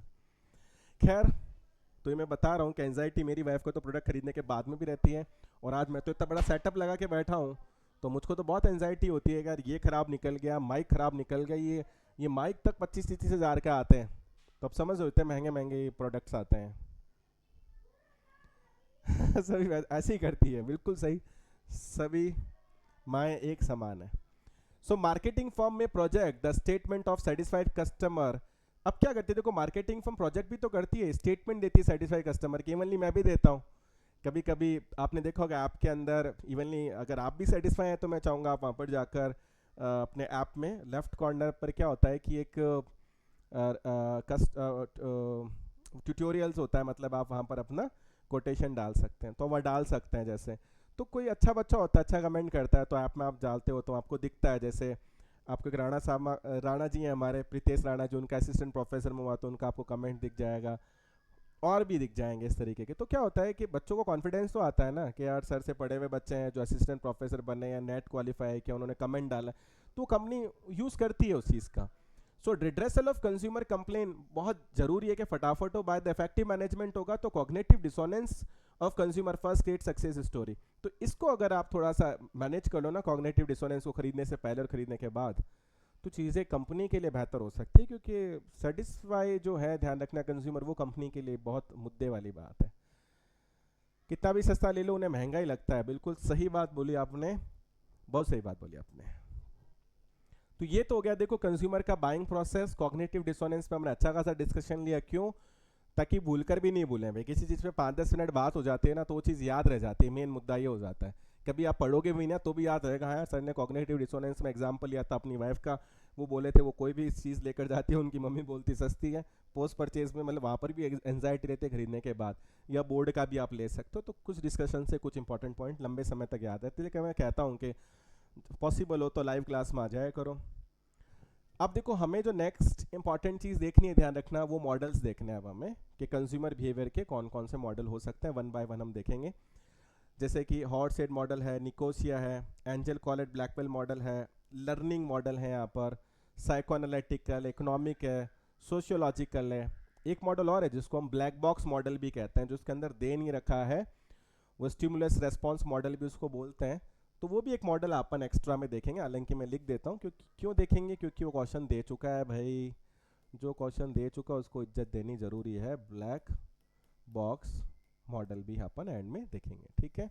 चलो, तो वन बाय वन हमें देखना है इन सब मॉडल को, और ये ऐसा मॉडल इंपॉर्टेंट है आपके फर्स्ट ग्रेड के एग्जाम में, नेट में, हर एग्जाम में लगभग आए हैं, प्रीवियस पेपर आप सॉल्व करेंगे आपको देखने को मिल जाएंगे, ठीक है। चलते हैं, बढ़ते हैं आगे। चले आगे, एक बार यहाँ तक बताइए, यहाँ तक क्लियर है, बढ़ सकते हैं आगे। अब हमें 8 मॉडल पर डिस्कशन करना है वन बाय वन। कुछ मॉडल सिंपल होंगे, कुछ मॉडल ट्रिकी होंगे, लेकिन मैं आपको बताता चला जाऊंगा इनमें क्या क्या बातें याद रखनी है, किस तरह के क्वेश्चन इन पे बनते हैं, तो इजीली हम इनको कर लेंगे, ठीक है। यस, चलें आगे। चलो, तो देखो सबसे फर्स्ट जो मॉडल है वो है हॉवर्ड सेट मॉडल। अब आप बोलोगे हॉवर्ड सेट ये कैसा नाम है, तो भैया जॉन हॉवर्ड और जगदीश सेठ। अब देखो जगदीश सेठ से तो नाम का पता चल गया कि इंडिया से है बंदा भाई। जॉन हॉवर्ड सुनने में आ रहा है तो लग रहा है कि भैया ब्रिटेन का होगा, यूएसए का होगा। तो model of consumer behaviour develop किसने किया, जॉन हॉवर्ड या जगदीश सेठ ने किया, जिससे इसका नाम पड़ा हॉवर्ड सेठ मॉडल। अपन बहुत एनालिसिस करते हुए इनको पढ़ेंगे, जल्दबाजी नहीं मचाएंगे इसके अंदर, कोशिश ये करेंगे याद हो जाए भाई। ये मॉडल सबसे टफ चीज़ होती है, और मॉडल क्वेश्चन अगर देती है वो कर लेते हैं तो दूसरों से आगे इजीली आ सकते हैं अपन लोग, तो समझते हुए चलेंगे। It was publish in their work entitle the theory of buyer behaviour. तो इन दोनों ने क्या किया था, जैसे ऑफ कोर्स रिसर्च किया होगा, जैसे आप लोग पीएचडी करते हैं, बीटेक एमटेक करते हो, रिसर्च वर्क करते हैं। इन्होंने रिसर्च किया, अपने एक आर्टिकल पब्लिश किया, उस आर्टिकल का नाम क्या था, the theory of buyer behaviour. हमारा पूरा चैप्टर का नाम ही यही है एक तरीके से, consumer behaviour. The model is popularly known as machine model. तो इस मॉडल को किस नाम से जाना गया, मशीन मॉडल। तो देखो मेरा 99% मैं ये कहूँगा कि अगर आप फर्स्ट ग्रेड का एग्जाम दे रहे हैं तो ये क्वेश्चन बनता है आपका मशीन मॉडल। अगर मुझे कंज्यूमर बिहेवियर का दूसरा क्वेश्चन बनाना हो कॉग्निटिव डिसोनेंस के अलावा, तो मैं ये क्वेश्चन दूंगा कौन सा ऐसा मॉडल है जो मशीन मॉडल के नाम से जाना जाता है। ये इंपॉर्टेंट चीज़, और ये क्वेश्चन ऐसा नहीं है कि भैया फर्स्ट ग्रेड में, ध्यान रखना ये क्वेश्चन आपके यूजीसी नेट के अंदर भी अपना दबदबा दिखा चुका है। आप जैसे ही प्रीवियस पेपर सॉल्व करेंगे ये क्वेश्चन आपको देखने को मिल जाएगा कि मशीन मॉडल जो है, ध्यान रखना वो किसका नाम। देखो अपन कंक्लूजन निकालें, मशीन कहते हैं किसको है, देखो मशीन उसको कहते हैं जो एक ही काम को बार बार रिपीट करती है, उसको तो मशीन बोलते हैं। मशीन का काम ही क्या होता है, किसी काम को दोहराना। मशीन एक ही काम, जैसे फोटोकॉपी है तो हम उसको पेपर डालते हैं, वो कॉपी करती है, पेपर डालते हैं, कॉपी करती है, यानी एक ही काम को रिपीट करती रहती है, वही तो मशीन होती है। आज आपने कोई प्रिंटिंग प्रेस लिए तो एक काम करेगी, कोई सिलाई करने की मशीन लिए तो एक काम करेगी, मतलब मशीन वो होती है जो चीज़ को रिपीट करती है। अब पहले मैं इसका कंक्लूजन देता हूँ, फिर हम बाय वन इसका जो भी स्टेप है उसको अपन पढ़ेंगे, पर कंक्लूजन क्या है उस पर बात करें अगर अपन, तो कंक्लूजन क्या है देखो मेरा, कि हम जो लोग हैं ना, जैसे मैंने पहले ही पढ़ा, हमारी लिमिटेड मेमोरी है। ऐसा नहीं है कि यार कोई भी प्रोडक्ट पढ़ने से पहले, ऐसा नहीं है कि यार मैं हर दुकान पे जाऊंगा, हर प्रोडक्ट के बारे में इंफॉर्मेशन लूँगा, फिर उसका कंपैरिजन करूँगा, बेस्ट अल्टरनेटिव चूज़ करूँगा, मतलब ये पॉसिबल नहीं है। जैसे बाइंग प्रोसेस में चीज़ें दी हुई हैं, लेकिन क्या आपको लगता है मैं रोज़ शाम को जब अपने घर लौटता हूँ तो मैं दूध परचेज़ करने से पहले, सब्जी या पनीर परचेज़ या दही परचेज़ करने से पहले 4 दुकानों पर जाता हूँ कि मुझे यहाँ नहाने का साबुन लेना है तो कौन सा बढ़िया है, कहाँ पर सस्ता मिल रहा है, जहाँ सस्ता है बढ़िया है मैं वहाँ से लूँ। इतना टाइम नहीं है हमारे पास। हम क्या करते हैं, हमारे दिमाग में ऑलरेडी स्टोर्ड है नॉलेज कि इतने तरह के साबुन आते हैं, इस कंपनी के आते हैं, ऐसे ऐसे हैं, लगभग ये प्राइस है। ये दूध आते हैं भैया, लोटस, मदर डेयरी हो गया या फ्रूबॉर्न हो गया या अमूल हो गया, सरस हो गया, आते हैं, इनके प्राइस लगभग ऐसे हैं, टेस्ट ऐसा है, क्वालिटी है। तो हम क्या करते हैं, सीधा एक दुकान पकड़ के गए, अरे भैया 1.5 किलो दूध दे दे यार, सरस दे दे भैया, सरस नहीं है काम कर अमूल दे दे यार, अच्छा अमूल का पनीर है क्या, चल वो दे दे यार, अच्छा एक काम कर यार तेरे पास कॉफ़ी है क्या, नेस्कैफे या ब्रू का पाउच दे दे यार। तो आप समझ रहे हैं कि हम, हमारे दिमाग में ऑलरेडी स्टोर्ड नॉलेज है, उस स्टोर्ड नॉलेज का हम यूज़ करते हैं, और वही हमारा सेम फ्रिक्वेंट पैटर्न रहता है कि फिर अगले दिन यार भैया 1.5 किलो दूध दे दे, अच्छा एक काम कर ब्रेड दे दे यार, गोल्डन हार्वेस्ट की देता है वो नहीं है, चल खाना की दे दे या फलाना की देते हैं। तो ऐसा नहीं है कि हम बहुत हर रोज़ निकलते हैं भैया 4 दुकान जाते हैं। क्या आप सोच के देखो, क्या आप ऐसा करते हो, क्या आप ऐसा करते हैं कि भैया आप सबसे पहले जाएंगे, 4 ऑनलाइन जाएंगे, ऑफलाइन जाएंगे, 4 दुकान जाएंगे, वैल्यूएट करेंगे, देन बेस्ट चूज करेंगे, देन परचेज करेंगे? नहीं, आप टेक्निकली देखो तो हम बार बार अपनी बाइंग को रिपीट करते हैं। जैसे एक मशीन एक काम को बार बार दोहराती है ना, वैसे हम काम को रिपीट करते हैं। हम एक स्टोर नॉलेज ऑलरेडी लेके चलते हैं, इतना समय नहीं है हमारे पास कि हर छोटी मोटी चीज़ के लिए एनालिसिस करने बैठेंगे हम लोग। इवनली हो सकता है कि आप कपड़ों में को लेकर भी ऐसा हो सकता है कि आपकी एक फिक्स दुकान है, वहाँ जाते हैं आप, आपको पता है सूट कितने के मार्केट में क्या है, गए और परचेज किया। हो सकता है वहाँ थोड़ा डिसोनेंस ज़्यादा हो तो आप चॉइसेस देखें, पर मोस्ट ऑफ द टाइम हम अपनी चीज़ों को आसान बनाने की कोशिश करते हैं। अब देखते हैं क्या कहता है मॉडल। देखो मेन फीचर क्या है, this model of consumer behaviour based on learning theories. सबसे पहला ये मॉडल लर्निंग थ्योरी पर बेस्ड है। किस पर बेस्ड है? लर्निंग, यानी सीखने पर बेस्ड है। Buying is a rational exercise. हम कोई भी चीज़ अगर खरीदेंगे देखो तो रैशनल यानी सोच समझ कर खरीदेंगे। हमारी कोशिश क्या होगी कि कम से कम पैसों में बढ़िया से बढ़िया क्वालिटी का प्रोडक्ट मिले, यही। Therefore every customer while taking purchasing decision wants value for money. Value for money का मतलब क्या है कि अगर मैं पैसा दे रहा हूं भाई तो मुझे उसमें मैक्सिमम से मैक्सिमम मिले। वैल्यू फॉर मनी का बात समझ में आ रहा है? हो सकता है कि वैल्यू फॉर मनी पर भी क्वेश्चन आए, क्योंकि इकोनॉमिक मॉडल पढ़ेंगे वहाँ मनी फॉर वैल्यू पर क्वेश्चन बनेगा। वहाँ पर हम कम से कम पैसा देने की कोशिश करेंगे। यहाँ हमारा अप्रोच कि अगर हम पैसा दे रहे हैं तो हमें वैल्यू मिलनी चाहिए। अगर आज आपने कोई पैसा दिया, अगर कोई कोर्स परचेज किया है तो आपको लगता है कि हमें उसमें वैल्यू मिलनी चाहिए। तो बाइंग एक रैशनल एक्सरसाइज है। हर कस्टमर जब परचेज करता है डिसीजन तो वो चाहता है वैल्यू फॉर मनी के भैया अगर वो पैसे दे रहा है तो उसको उसकी वैल्यू मिलनी चाहिए। बट सर जहाँ से सामान लेते हैं वहाँ क्वालिटी, बिहेवियर, प्राइस, सर्विसेज में चेंज आते हैं। चेंज आते ही स्विच कर देते हैं। बिल्कुल ये हो सकता है कि आप स्विच करो, पर स्विच करोगे भी किस में? आप सरस से अमूल पे चले गए, आपको पता है कि यार वो आ रहा होगा, पर ऐसा नहीं है कि बहुत ज़्यादा ही कहीं और स्विच कर लिया आपने। नेस्कैफे से ब्रू पे चले गए, ब्रू से नेस्कैफे पे चले गए होंगे आप क्या करेंगे? आप अमूल यूज़ कर रहे हैं कि आप वहाँ से सरस पर चले गए होंगे, या वहाँ से कृष्णा पे चले गए होंगे, या वहाँ पर से गोवर्धन पर चले गए होंगे, पतंजलि पे चले होंगे। मतलब आपको नॉलेज तो है ही ना, आपको मार्केट में अवेलेबल ऑप्शंस को तो पता ही है। तो जो स्विच भी होता है हमारे, मतलब उसके लिए हम बहुत ज़्यादा एनालिसिस नहीं करते। मेरा कहने का मतलब है हमारे परचेज कुछ ही दायरों में घूमते हैं, ध्यान रखना। उन्हीं चीज़ों को हम रिपीट करते हैं मोस्ट ऑफ द टाइम। ठीक है, बात समझ में आ रही है? अब इसने क्या बोला, हर कस्टमर बहुत सोच समझ कर डिसीजन लेगा, भैया वैल्यू फॉर मनी चाहेगा। बायर बिहेवियर देखो एक सिस्टमैटिक पैटर्न होता है खरीदने का, रैंडम तो होता नहीं। हम कोई भी चीज़ खरीदते हैं तो बहुत सोच समझ के खरीदते हैं, ऐसे नहीं है जाके कुछ भी उठा के लेकर आते हैं। Clear? Input variable at the time of evaluation are brand information and social environment. अब देखो हमारे लिए इनपुट वेरिएबल क्या रहेंगे? इनपुट वेरिएबल जब हम प्रोडक्ट को परचेज करते हैं एट द टाइम तो हम ब्रांड की इन्फॉर्मेशन रखते हैं। जैसे मैंने बोला सरस है, अमूल है, तो उनकी इन्फॉर्मेशन मेरे पास होगी। और ठीक है, दूसरा हमारा सोशल एनवायरनमेंट। सोशल एनवायरनमेंट क्यों लिया? क्योंकि अगर मैं कपड़े खरीदने जा रहा हूँ तो थोड़ा सोशल फैक्टर है, सोशल एनवायरनमेंट भी उसको अफेक्ट करना स्टार्ट करेगा। ध्यान रखना, एक बारी मैंने इस मॉडल में क्या क्वेश्चन देखा, इन्होंने एग्जाम में ये क्वेश्चन दे दिया कि जो ये हार्वर्ड सेड मॉडल है उसके अंदर भैया कौन सा ऑर्डर रहता है परचेज करने का। तो दिख रहा है आपको इनपुट वेरिएबल, इंटरनल वेरिएबल, ये सारे ऑप्शन दे रखे थे उसके अंदर। तो input variable, internal variable, output हो गया, एक्सटर्नल, ऐसे 4 ऑप्शन दे रखे थे उन्होंने। ये पॉइंट्स लिख रखे थे उन्होंने। हमें पहचानना था कि हार्वर्ड सेड मॉडल जो होता है, ध्यान रखना, तो उस हार्वर्ड सेड मॉडल के अंदर कौन कौन सा एलिमेंट होते हैं। क्वेश्चन था, बहुत धांसू क्वेश्चन था, मतलब जिसने इस मॉडल को बहुत तरीके से पढ़ा होना वही कर सकता है, इसलिए बता रहा हूँ। अब क्या मैं मान लो इसको डिस्कस करके निकल जाता है ना, आपको इतनी बातें याद नहीं रहती कि इस मॉडल में इनपुट वेरिएबल होता है, इस मॉडल में इंटरनल वेरिएबल होते हैं, ध्यान नहीं रखता।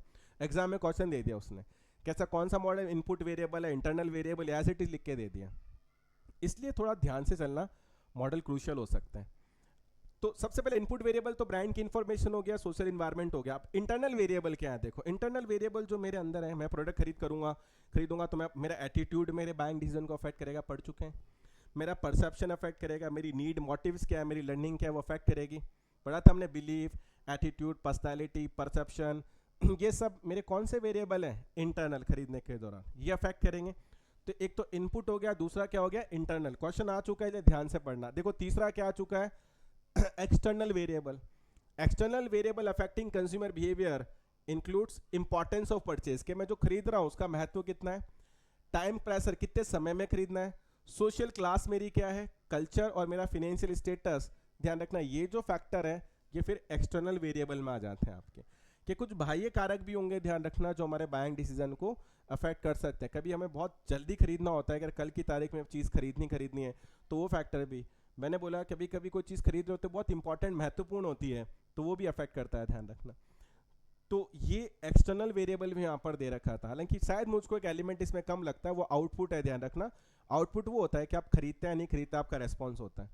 तो आपको input, internal variable, external variable, ध्यान रखना, ये चीज़ें आपको ध्यान रखनी है, इस मॉडल की खास बात है। And model explain 3 level of decision making के, इसमें 3 तरह की, देखो 3 लेवल की इस अपन कह सकते हैं कि डिसीजन मेकिंग होती है। अब ये जो आपको दिख रहा है ना, एक्सटेंसिव प्रॉब्लम सॉल्विंग है, लिमिटेड प्रॉब्लम सॉल्विंग है, या आपको रूटिनाइज रेस्पॉन्स बिहेवियर है, ये और अच्छे से मैं आपको एक्सप्लेन करूंगा जब अपन इसका 4th पार्ट करेंगे। तब 3rd के बाद 4th पार्ट पे मैं आपको जब बाइंग मोटिव पढ़ाऊंगा तब इसकी एक मैट्रिक्स बनी हुई, उस मैट्रिक्स में मैं इनको और अच्छे से एक्सप्लेन करूंगा। लेकिन फिर भी जब ये आए गए तो थोड़ा बहुत डिस्कशन तो बनता ही है। क्या है देखते हैं इस पर। देखो एक्सटेंसिव प्रॉब्लम सॉल्विंग का मतलब क्या है कि आप बहुत ज़्यादा व्यापक समस्या में, एक्सटेंसिव प्रॉब्लम सॉल्विंग का मतलब जब मुद्दा बहुत ज़्यादा जटिल है। When consumer knowledge and belief almost brands are very limited, जैसे मुझे ब्रांड के बारे में नॉलेज नहीं है, जैसे मेरे साथ कब हुआ जब मुझे स्क्रीन खरीदनी थी। सेटअप में ना सबसे ज़्यादा मुश्किल चीज़ होती है खरीदना स्क्रीन, ये सबसे महंगी होती है और सबसे ज़्यादा यूज़ यही आती है, तो ये सबसे क्रूशियल था। लेकिन क्या है, देखो मेरे साथ प्रॉब्लम क्या था कि ब्रांड्स आर वेरी लिमिटेड, यानी मुझको है ना ब्रांड के बारे में नॉलेज नहीं था, क्योंकि मैंने स्क्रीन पे काम ही किया है। घर पे टीवी तो खरीदी है, पर भैया कोई एलजी की तो ऐसा स्क्रीन नहीं आ रही ना, सोनी की तो स्क्रीन नहीं आ रही ना, ये तो अलग अलग छोटी मोटी बहुत सारी कंपनीज बनाती हैं। तो मेरे को क्या इनकी नॉलेज बहुत कम थी, and it will require more, तो मुझे बहुत सारे इन्फॉर्मेशन की जरूरत थी। एज रिजल्ट डिसीजन मेकिंग जो था कंज्यूमर के लिए वो क्या हो जाता है, देखो स्लो हो जाता है। सोचो एक ऐसी चीज़ जहाँ पर आपको क्रूशियल है, प्रोडक्ट खरीदना इंपॉर्टेंट है आपके लिए, काफ़ी वाइटल है, और दूसरा आपके पास उस प्रोडक्ट की नॉलेज नहीं है, तो फिर क्या होता है कि आपके लिए वो प्रोडक्ट खरीदना मुश्किल हो जाता है, बहुत तकलीफ आती है आपको, बहुत स्लो डिसीजन हो जाता है। जैसे मुझे स्क्रीन खरीदने में 1.5-2 महीने का समय लग गया था, सही प्रोडक्ट चूज़ करने में मुझे 1.5-2 महीने लग गए थे। तो आप समझिए ये एक्सटेंसिव प्रॉब्लम था मेरे लिए। क्यों? क्योंकि मेरे पास प्रोडक्ट की नॉलेज नहीं थी ना, और प्रोडक्ट कॉम्प्लेक्स भी था, तो एक्सटेंसिव हो गया। Second, limited problem solving. अब लिमिटेड मतलब मुझे समस्या कम आई है, खरीदने में समस्या कम आई है। कम कब आएगी?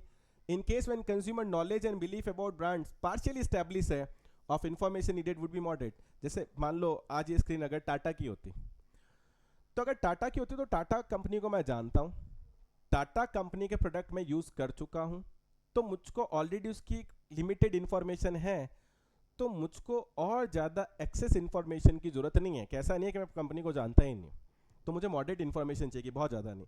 सो स्पीड ऑफ डिसीजन जो है कंज्यूमर का मॉडरेट यानी फास्ट हो जाएगा। तो पहले क्या प्रॉब्लम था एक्सटेंसिव में, यार कि ब्रांड को जानता ही नहीं, प्रोडक्ट की डिटेल ही मुझे नहीं पता, प्रोडक्ट कॉम्प्लेक्स है यार, तो मुझे बहुत दिक्कत आ रही है, खरीदने से पहले मुझे 1000 बार सोचना पड़ रहा है। हाँ यार कंपनी के बारे में मैं जानता हूँ, टाटा का प्रोडक्ट है कोई दिक्कत नहीं है, एलजी का प्रोडक्ट आ रहा है कोई दिक्कत नहीं है, जो रिकॉग्नाइज कंपनी सोनी का प्रोडक्ट आ रहा है कोई दिक्कत नहीं है, बढ़िया कंपनी है ले सकता हूँ। एक मॉडरेट इन्फॉर्मेशन मेरे पास ऑलरेडी है, तो मुझको पार्शियल इन्फॉर्मेशन या मॉडरेट इन्फॉर्मेशन ही तो चाहिए, मुझे बहुत ज़्यादा इन्फॉर्मेशन नहीं चाहिए डिसीजन लेने के लिए। तो मेरी प्रॉब्लम लिमिटेड हो गई, एक्सटेंसिव से लिमिटेड हो गई। और तीसरा रूटिनाइज रेस्पॉन्स, जहाँ पर कंज्यूमर को कंप्लीट नॉलेज है, ब्रांड को लेकर उसका बिलीव सेट है, amount of information needed prior to purchase decision बहुत कम है, in the situation speed buying decision fast हो जाएगा।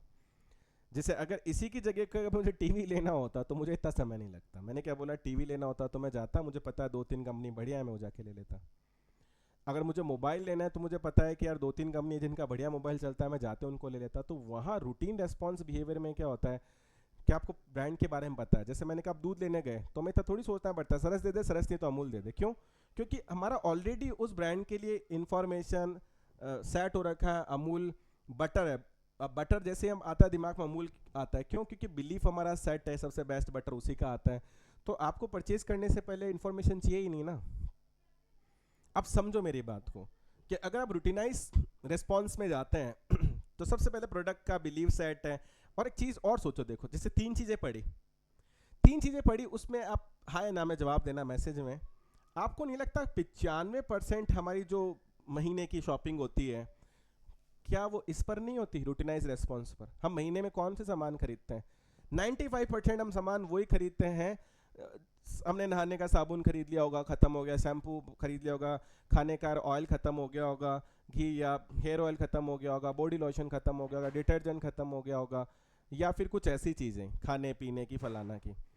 रूटीनाइज रेस्पॉन्स बिहेवियर है ना, अपन को इतना सोचना पड़ता है कि इस चीज़ के लिए नहीं, इतना सोचना नहीं पड़ता हमको। तो आप सोचो, आप जाते हो परचेज करते हो, जाते हो परचेज करते हो, रिपीट परचेज करते हो, इसलिए तो इस मॉडल का नाम क्या पड़ गया, मशीन। कि मशीन जैसे काम को दोहराती है, हमारे 95% तो हमारा बाइंग रिपीट ही होता है। 5% ऐसे केसेस ले लो जहाँ पर हम कोई कॉम्प्लेक्स प्रोडक्ट लेने के लिए जा रहे हैं, थोड़ा कॉम्प्लेक्स है, कम नॉलेज है, तो थोड़ा लिमिटेड प्रॉब्लम हम फेस कर रहे हैं। ठीक है, मैं टीवी लेने के लिए गया तो ऐसा नहीं जाते उठा के ले आया, 2-4 शोरूम जाके 2-4 ब्रांड में कंपैरिजन करूंगा, लिमिटेड। लेकिन ठीक है, ज़्यादातर टीवी के ब्रांड्स के बारे में पता है तो थोड़ा ज़्यादा दिक्कत नहीं आएगा। लेकिन एक्सटेंसिव प्रॉब्लम कब हो जाएगा, जब प्रोडक्ट बिल्कुल ही नया है, महंगा है, कॉम्प्लेक्स है, मेरे को उसके बारे में जानकारी ही नहीं है, तो फिर वो एक्सटेंसिव प्रॉब्लम सॉल्विंग होगा, ध्यान रखना। तो कंज्यूमर जब खरीदता है 3 तरह की चीज़ें फेस करता है।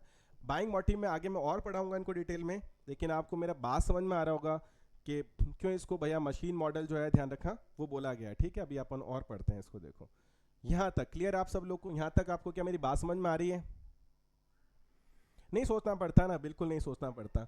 और देखते हैं, देखो ये क्या कह रहा है, क्या कह रहा है, buying decision of consumer is based on input variable, internal variable और एक्सटर्नल, 3 चीज़ों से अफेक्टेड होता है।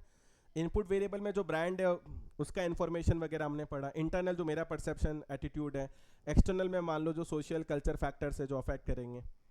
This model assume that much buying decision usually, देखो रिपीटेटिव होता है, मैं यही तो बात अभी लिखी, मैंने क्या बोला कि 95% हमारे बाइंग डिसीजन, देखो this model assume that much buying behaviour is usually repetitive, मैंने तो बोला 95% तो हम यार शॉपिंग रिपीटेटिव ही करते हैं। आजकल इवन मुझे कोई टी शर्ट भी परचेज करना होता है ना, तो क्या होता है, मैं यूजुअली रिलायंस स्मार्ट चला जाता हूँ, वहाँ पर वो टी शर्ट मिल जाती है डिसेंट प्राइस पे, मैंने खरीद ली। या कभी रिलायंस शॉपिंग पे गया, वहाँ पर कोई टी शर्ट मिली मुझे गर्मी के हिसाब से, तो मैंने ले ली। इन द सेंस हम बहुत ज़्यादा हेडेक नहीं लेते भाई, मेरी कोई शादी थोड़ी होने वाली है जिसके लिए मेरे को बहुत चूज़ कर करके कपड़े लेने हैं। मुझे शूज़ भी लेने हैं तो यूजुअली फिक्स है कि यार मुझे रिलायंस फुटप्रिंट जाना है या मान लो मोची जाना है, 1-2 मैंने फिक्स करेगा, वहाँ जाता हूँ, शूज़ परचेज करके ले आता हूँ। मोस्ट ऑफ द आप चीज़ें देखो, ये तो मैं महंगी चीज़ों की बात कर रहा हूँ। आज स्टेशनरी परचेज करनी है, क्या एक फिक्स दुकान है, जाके उसको बोलते हो भैया क्लासमेट का रजिस्टर दे दो, आप सीधा जाके बोलते हो कि भैया रेनॉल्ड्स का पेन दे दो। तो मोस्ट ऑफ द परचेज तुम्हारे रिपीटेटिव ही है ना, बात समझ में रही है? तो रिपीटेटिव होने का मतलब मशीन, क्योंकि मशीन भी तो काम को रिपीट करती रहती है। देखो क्या लिखा है, therefore consumer tend to simplify, consumer अपने टास्क को सिंप्लीफाई करता है, स्टोर करता है रिलेवेंट इन्फॉर्मेशन को, हर ब्रांड की उसके पास एक इन्फॉर्मेशन है, और वो रूटीनाइज कर लेता है अपने डिसीजंस को, कि रोज सेम डिसीजन रहता है, सब ब्रांड के बारे में उसको पता है लिमिटेड, इसलिए इस मॉडल को हम क्या बोलते हैं, मशीन मॉडल बोलते हैं। बोलो क्या आपको मशीन मॉडल समझ में आया? सबसे ज़्यादा टाइम ज़रूर लिया है, पर सबसे ज़्यादा कॉम्प्लेक्स मॉडल यही है, सबसे ज़्यादा इंपॉर्टेंट मॉडल यही है, सबसे बढ़िया क्वेश्चन सेट इसी पर से होते हैं, ध्यान रखना, मशीन मॉडल पे सबसे ज़्यादा। बोलो यहाँ तक क्लियर है आपको? फर्स्ट मॉडल क्लियर है आप लोग को? ठीक है, चल सकते हैं अपन, बढ़े आगे, लेट्स गो, पैसे से डाल दें, लेट्स गो, चलो भाई लेट्स गो।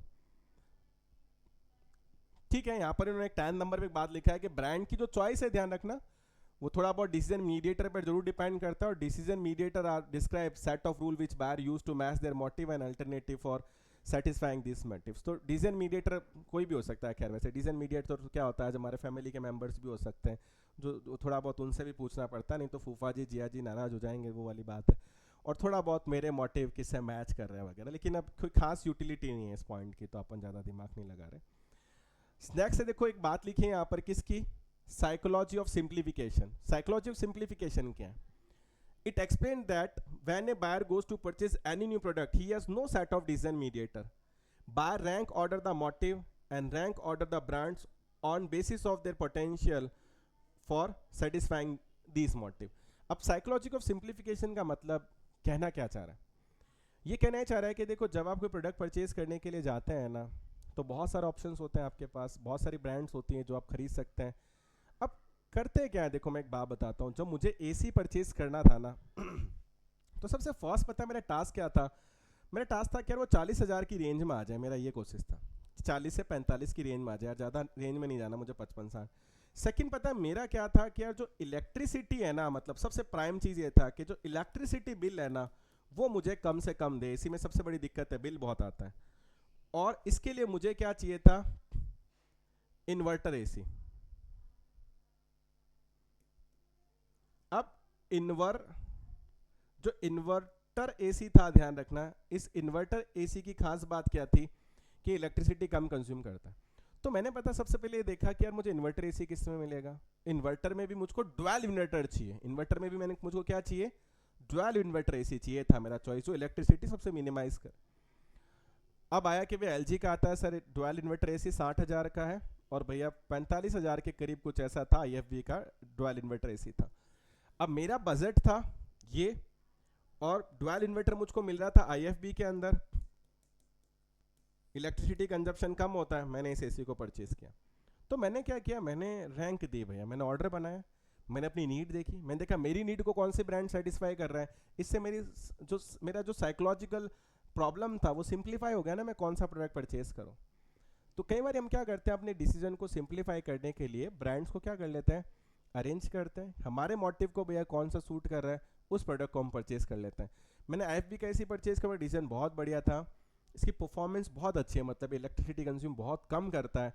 फिर मुझे जब सेकंड, आप मानोगे नहीं, मैंने जब सेकंड एसी परचेज किया ना, सीधा गया स्टोर पे, भैया मुझको IFB का ही ड्वेल इन्वर्टर एसी चाहिए, ये मेरा स्टेटमेंट था, बात खत्म, कुछ नहीं, सीधा गया, मुझे IFB का ड्वेल इन्वर्टर एसी चाहिए। दूसरा एसी भी मैंने उसी का लगाया, सेम ब्रांड सेम कंपोजिशन, ताकि इलेक्ट्रिसिटी का बिल कम आए मेरे को। मैं उससे बहुत संतुष्ट था कि उसने मेरे बिल पे बहुत इफेक्ट डाला था, खैर काफ़ी अच्छा खासा इफेक्ट डाला था।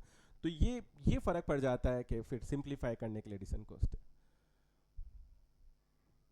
हाँ बिल्कुल, स्टेप बाय स्टेप पाथ जो है अपन उसको शॉर्ट आउट करते जाते हैं। देखो इफ बायर, देखो ब्रांड चॉइस आर सेटिस्फैक्ट्री, जैसा एज बायर है, जैसे मैं IFB से सेटिस्फाई हूँ, तो he time to repeat those choice. तो मैंने वही किया, मैंने उसको दोबारा फ्यूचर में परचेज किया IFB को same.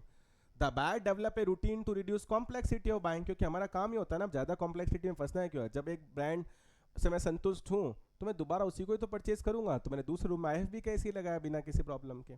This reduction of complexity, जो मैंने अपनी कॉम्प्लेक्सिटी को दूर किया ना, इसको कहते हैं psychology of simplification. Straight forward, आज अगर आप घर पे कोई भी प्रोडक्ट लाते हो, जैसे मान लो टाइड डिटर्जेंट यूज़ करते हो, टाइड डिटर्जेंट प्राइस वाइज ठीक है, परफॉर्मेंस अच्छा आ रहा है, तो मैं बार बार क्यों जाके एक्सप्लोर करूँ दुनिया भर की चीज़ें। ठीक है, मैं जाता हूँ हर महीने, कार्ट में डाला भैया या ऑनलाइन मंगा रहा हूँ, डीमार्ट गया तो मैंने भैया दुकान पे गया तो टाइड मैंने परचेज कर लिया, वो साइकोलॉजिकल सिंप्लीफिकेशन हो गया। ये करते हैं हम लोग। अब आता है देखो साइकोलॉजी ऑफ कॉम्प्लिकेशन क्या होता है। When the consumer is continuous using any specific brand of product, the brand use becomes boring. अब ये जरूर हो सकता है कि जब आप किसी एक ही प्रोडक्ट को यूज कर रहे हैं, मान लो संतुष्ट भी हैं, लेकिन एक ही हो जाए, आप उसको यूज करते करते बोर हो जाएं। जैसे बोर्ड ही है, अब इस बोर्ड के फीचर हालांकि कंपनी हमें क्या करती रहती है, अपडेट्स देती रहती है, तो अपडेट हम मारते रहते हैं, उसमें कुछ नए फीचर्स आते रहते हैं। अदरवाइज क्या होता है, अगर इसमें कुछ एडवांसमेंट नहीं होगा ना, अपडेट नहीं होगा, तो ये कुछ दिनों में मैं बोर हो जाऊंगा कि इसमें कुछ नई चीज़ है ही नहीं। तो इट में कॉम्प्लिकेट द सिचुएशन। कई बार क्या होता है, देखो बाय स्टार्टिंग सर्च, अब बंदा क्या करता है, प्रोडक्ट अच्छा है, सेटिस्फाई हो रहा है, लेकिन वो बोर हो गया तो वो नए प्रोडक्ट को ढूंढना स्टार्ट करता है। In this situation earlier process, वो साइकोलॉजिकल सिंप्लीकेशन, फिर वो रिपीट होगा, फिर वो 4 चीज़ें ढूंढेगा, फिर अपनी मोटिव के हिसाब से वो अरेंज करेगा, वो सारा प्रोसेस जो अपन पीछे छोड़ के आए वो वापस से करना स्टार्ट करेगा। तो कॉम्प्लिकेशन क्रिएट कर लिया उसने। कॉम्प्लिकेशन क्योंकि नया प्रोडक्ट ढूंढना फिर कॉम्प्लिकेशन है। आज अगर मैं ये सोचूं यार मैं टाइड डिटर्जेंट ला रहा हूँ, नहीं यार अब इसकी जगह कोई और यूज़ करते, बोर हो गए इसको यूज़ करते करते, तो भैया फिर वापस से जाके ढूंढो कौन कौन से डिटर्जेंट आते हैं, उनकी परफॉर्मेंसेस क्या है, उनके प्राइजेस क्या क्या है, फिर आप अपनी वही नीड के हिसाब से उनको अरेंज करो, फिर चूज़ करो, फिर वो लंबा चौड़ा प्रोसेस जो है वो आपका स्टार्ट हो जाता है। तो ये फर्स्ट मॉडल था, देखो इतना डिटेल में जो हमने देखा है। खैर ये बात समझ में आया आपको किस तरीके से चीज़ें चलती हैं, क्या मॉडल कहना चाहता है, क्लियर है आप लोग को। क्योंकि अब हम लोग जो है सेकंड मॉडल देखेंगे, कौन सा, Nicosia model.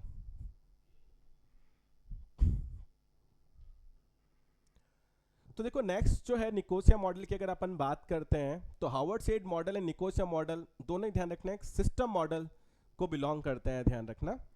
And Francisco Nicosia ने इनको दिया था, ध्यान रखना, जो एक्सपर्ट थे कंज्यूमर बिहेवियर मॉडल को डेवलप करने में। 1966 की अगर बात की जाए देखो, तो उन्होंने इस मॉडल को जो है वो डेवलप किया।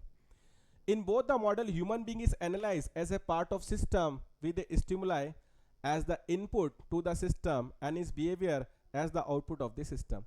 अब निकोसिया की अगर मॉडल की देखो अगर हम बात करते हैं तो इस मॉडल ने क्या माना, देखो अगर अपन हार्वर्ड साइड मॉडल की अगर बात करें, निकोसिया की अगर हम बात करें, तो both the model human being is analyse as a part of system. हमने क्या किया है कि जो पूरी स्टडी किया, जैसे सिस्टम की हम बात करें, एनालिसिस किया, तो हमने क्या किया, जो ह्यूमन बीइंग है, जो बायर है, जो मैन है, उसको भी तो हमने सिस्टम का पार्ट माना है, उसको भी तो हम लेकर चल रहे हैं.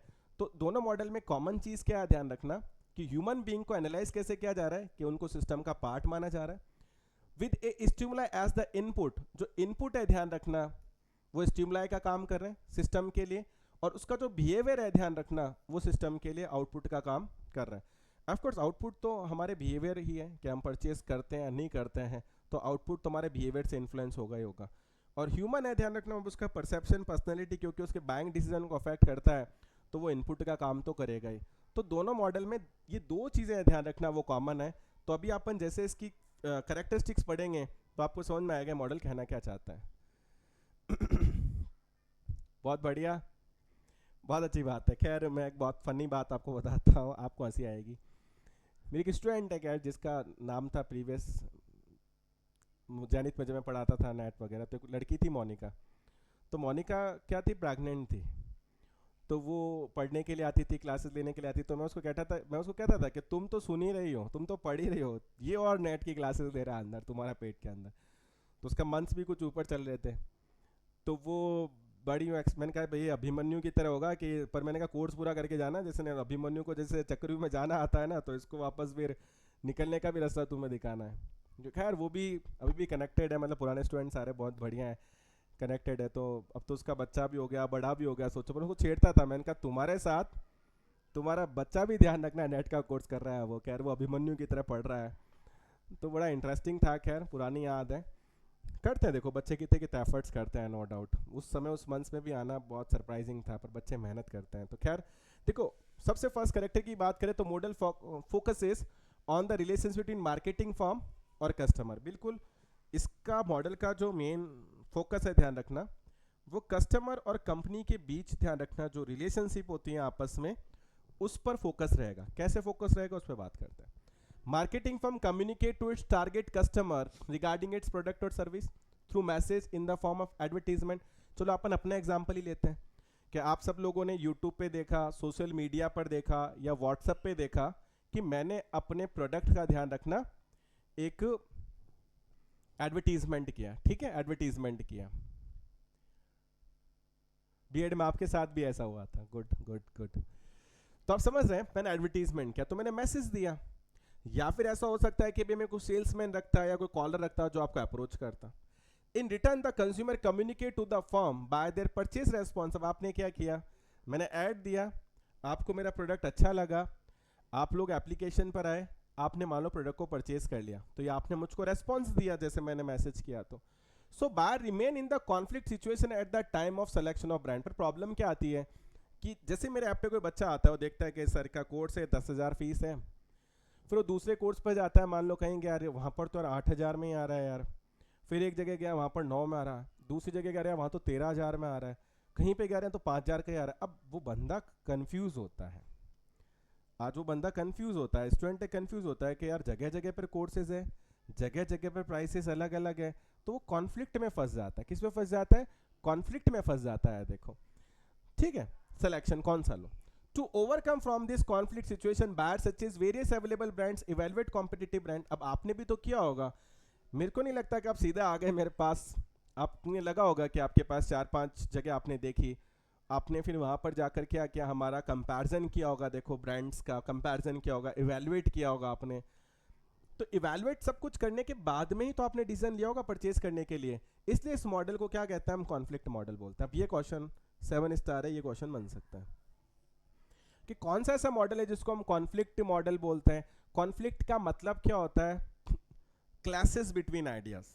जब आप क्लैशिंग होती है आइडिया में, यार ये करूँ वो करूँ, क्या करूँ मैं, सर से कोर्स लें, उससे कोर्स लें, वहाँ से लें, यहाँ से लें, कॉन्फ्लिक्ट में फंस जाता हूँ. इसलिए इस मॉडल का नाम है कॉन्फ्लिक्ट. लेकिन हम क्या करते हैं, उस कॉन्फ्लिक्ट से बाहर निकालने के लिए हम ऐड देते हैं, तो हम ऐड देते हैं, हम ऐड देते हैं. हम लगातार ऐड देते हैं कि देखो हम आपको कंप्लीट कोर्स देंगे, हम आपको टेस्ट सीरीज देंगे, हम रिकॉर्डिंग देंगे, हम लाइव देंगे, हम डाउट देंगे, फलाना देंगे, हम लगातार तुम उस कॉन्फ्लिक्ट से बाहर निकालते हैं। हमारा काम क्या है, तुम्हें उस कॉन्फ्लिक्ट से बाहर निकालना है। क्या हो, आप हम पे ट्रस्ट करो भाई, तुम फंसो मत, कॉन्फ्लिक्ट में मत जाओ, तुम्हें बेस्ट मिलेगा। जो कंपनी आपसे कॉन्फ्लिक्ट से बाहर निकाल लेगी ना, उसी का प्रोडक्ट परचेज किया जाएगा। ये निकोसिया का मॉडल था। क्या मैंने आपका ऐड देखने से पहले बहुत सर्च किया था, ऑफ कोर्स मुझे भरोसा हुआ नहीं किसी भी एप्लीकेशन पे। बहुत अच्छी बात है खैर ये, क्योंकि रिसेंट में मैंने बताया मेरी एक स्टूडेंट का फ़ोन आया था, 13,000 रुपये का कोर्स उसने भैया परचेज कर रखा था खैर टेक्स्ट बुक से। फिर उसने ये कौन सा JRF या कौन सा नेट अड्डा है, पता नहीं अड्डा कौन सा, उससे उसने कोर्स परचेज कर रखा था। सोचो देन वो, क्योंकि उसमें मैं था ही नहीं ना एक्चुअली, मैंने अभी आपको पता है कि 3-4 महीने पहले स्टार्ट किया। तो अब फाइनली जब उसको पता लगा तो वो कि सर अब मुझे आप पे जितना ट्रस्ट होता नहीं है, मैं बिलीफ में कल एग्जांपल भी दे रहा था। तो एक्चुअली क्या होता है कि बच्चे कॉन्फ्लिक्ट में फंसते हैं। देखो अब आप मुझको जानते हैं तो ट्रस्ट कर सकते हैं, अब मार्केट में तो आप किसी को जानते ही नहीं हो। अब मार्केट में जब आप किसी को जानते ही नहीं हो तो प्रोडक्ट परचेज करने से पहले आप कॉन्फ्लिक्ट में फंसते हो। इतने सारी ब्रांड्स हैं, इतने सारा, किस किस का इवैल्यूएशन करोगे आप। तो अब कंपनी का काम ही है प्रोडक्ट बेचने के लिए कॉन्फ्लिक्ट से बाहर निकाले आपको। तो buyer take the decision to purchase the product when he overcome from conflict, means after the selection of brand, after the selection of brand। कि भैया वो जब कॉन्फ्लिक्ट से ओवरकम करेगा, जब वो बाहर आएगा, ध्यान रखना, तभी तो वो प्रोडक्ट को सेलेक्ट कर पाएगा। तो use of the product provide feedback of the seller and product. Of course वो जो प्रोडक्ट को यूज करेगा तो फीडबैक देगा सेलर को या प्रोडक्ट के बारे में कि भैया प्रोडक्ट कैसा है। तो ध्यान रखना ये सबसे मेन चीज़ है कि अगर प्रोडक्ट बिकवाना है कंज्यूमर को तो कॉन्फ्लिक्ट से उसको बाहर निकालना पड़ेगा। कॉन्फ्लिक्ट से अगर बाहर निकालना है तो आप उसको प्रोडक्ट की डिटेल इन्फॉर्मेशन दें और उसको ट्रस्ट में लें, उसको विश्वास में लें। आप जितना ज़्यादा उसको अपने फीचर्स के बारे में बताएंगे, प्रोडक्ट के बेनिफिट के बारे में बताएंगे, वो कॉन्फ्लिक्ट से उतनी जल्दी बाहर आएगा। तो निकोशिया के मॉडल का जो कॉन्फ्लिक्ट मॉडल है, ध्यान रखना, उस पॉइंट ऑफ व्यू आपको इसको ध्यान रखना है। हाँ ये दिक्कत रहती है भाई, पैसे बर्बाद नहीं हो जाए खैर, लेकिन आपके इस ट्रस्ट का मेरे पे बड़ा प्रेशर है भाई। क्यों अभी क्या आप, एक तो कोर्स पैक होता है तो मैं कहता लो 100% कोर्स पैक है, वो तो तुम पढ़ो, अपन चल रहे हैं लाइव। अभी तो हर रोज़ अपन क्या करते हैं खैर, फटाफट वीडियोस रिकॉर्ड करते हैं, लाइव लेते हैं, उसको अपडेट करते हैं ऐप पे, क्योंकि मेन टारगेट है कि अप्रैल तक अपन सब कुछ कर लें, ताकि मई में टेस्ट सीरीज वगैरह चलाकर अपन जो है सिलेक्शन लें। जितने भी एग्ज़ाम अपन दे रहे हैं, चाहे वो कोई भी एग्ज़ाम, कोई भी फॉर्म भरा अपन हो, तो सब में सेलेक्ट होना है, ये टारगेट अपना। तो यूज़, ये आपको बात समझ में आ रही है कि इसमें करना क्या है। एक्चुअली निकोसिया का मॉडल क्या था कि भैया बंदा जो ह्यूमन है, ध्यान रखना, वो खुद एक सिस्टम का पार्ट होता है। ध्यान रखना, जब वो चीज़ें परचेज करता है ऑफकोर्स तो उसके खुद भैया इनपुट वेरिएबल हैं।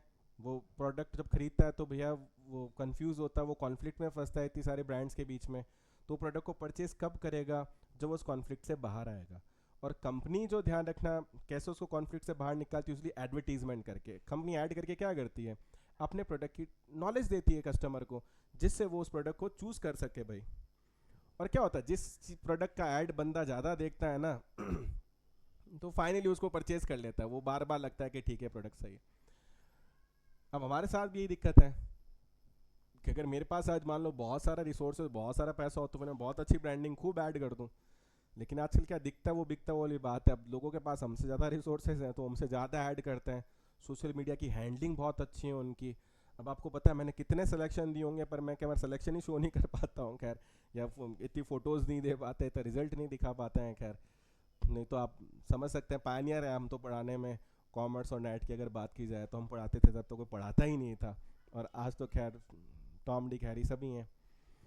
अब हम बात करते हैं, देखो एंजल कॉलेट ब्लैकवेल मॉडल की अपन बात करते हैं। देखो नेक्स्ट मॉडल पर हम बात करेंगे। तो एंजल कॉलेट ब्लैकवेल मॉडल जो है, ध्यान रखना, ये ओपन सिस्टम पर है, ठीक है।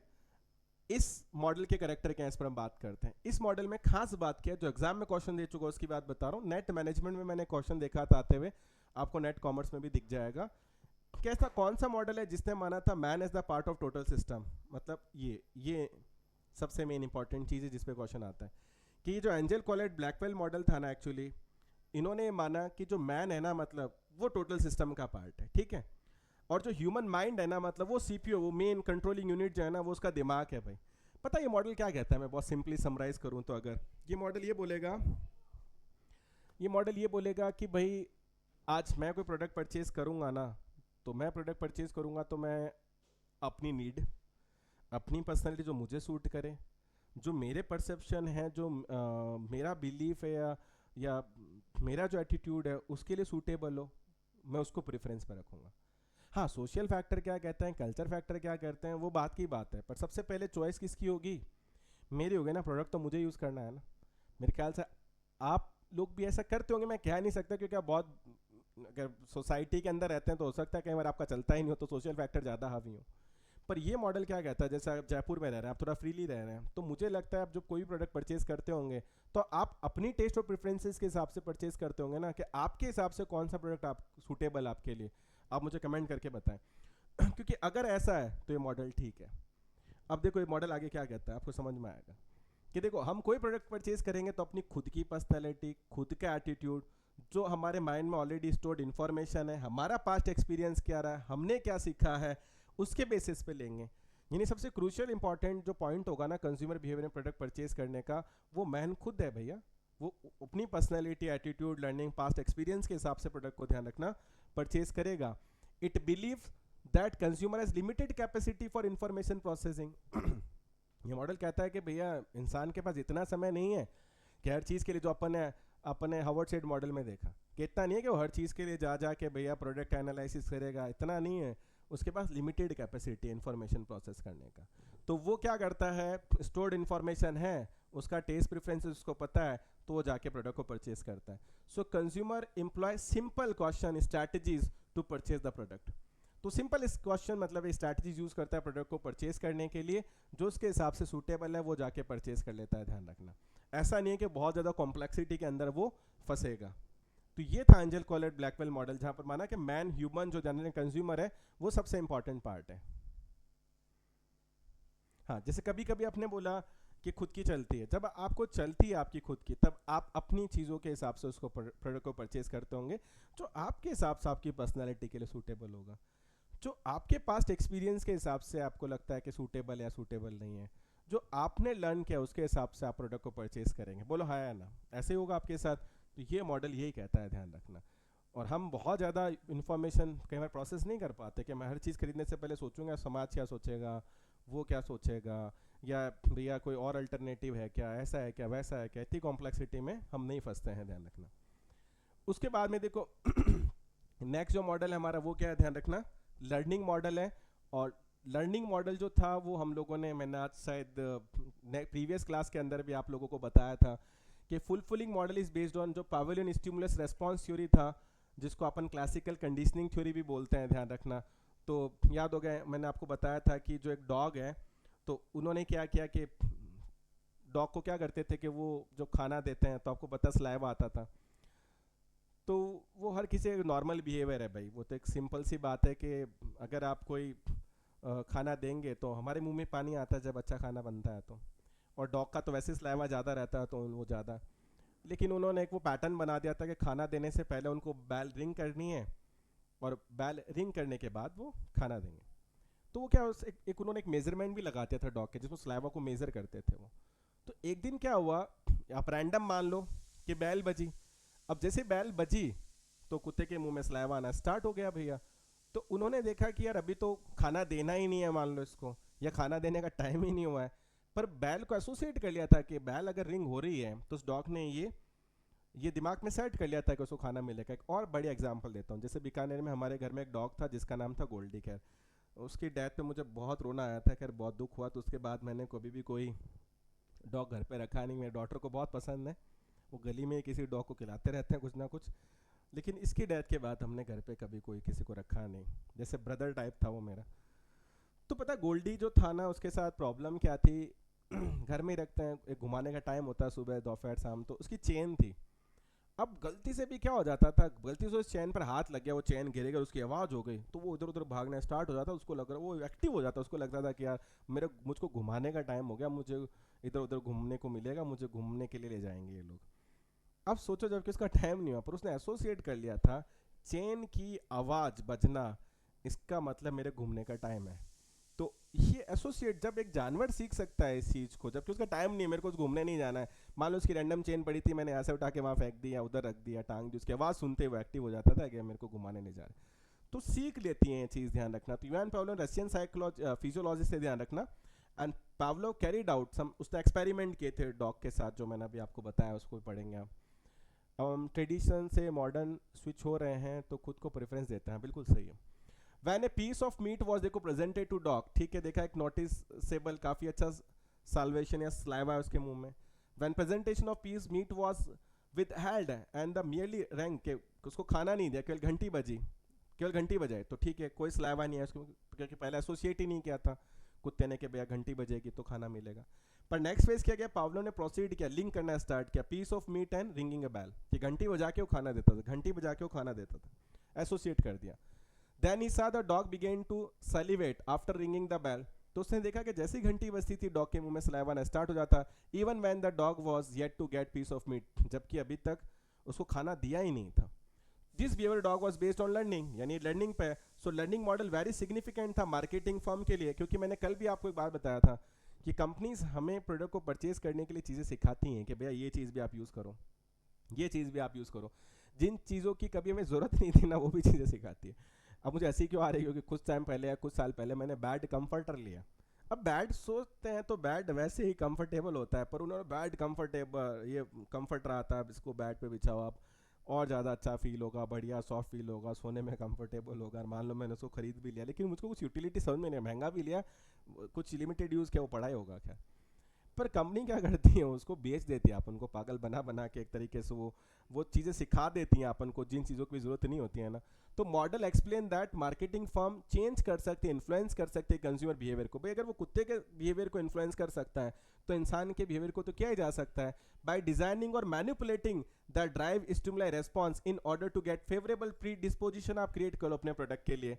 The model believe on learning, forgetting, एबिलिटिंग एंड डिस्क्रिमिनेटिंग कंज्यूमर। तो देखो उनको एक बात पता है, मॉडल क्या सोच के चलता है, लर्निंग पर, फॉरगेटिंग पर, एबिलिटी और डिस्क्रिमिनेटिंग। इसका मतलब क्या है, ये मॉडल ये मान के चलता है कि लोग पुरानी चीज़ें भूलेंगे भी, नई चीज़ सीखेंगे भी।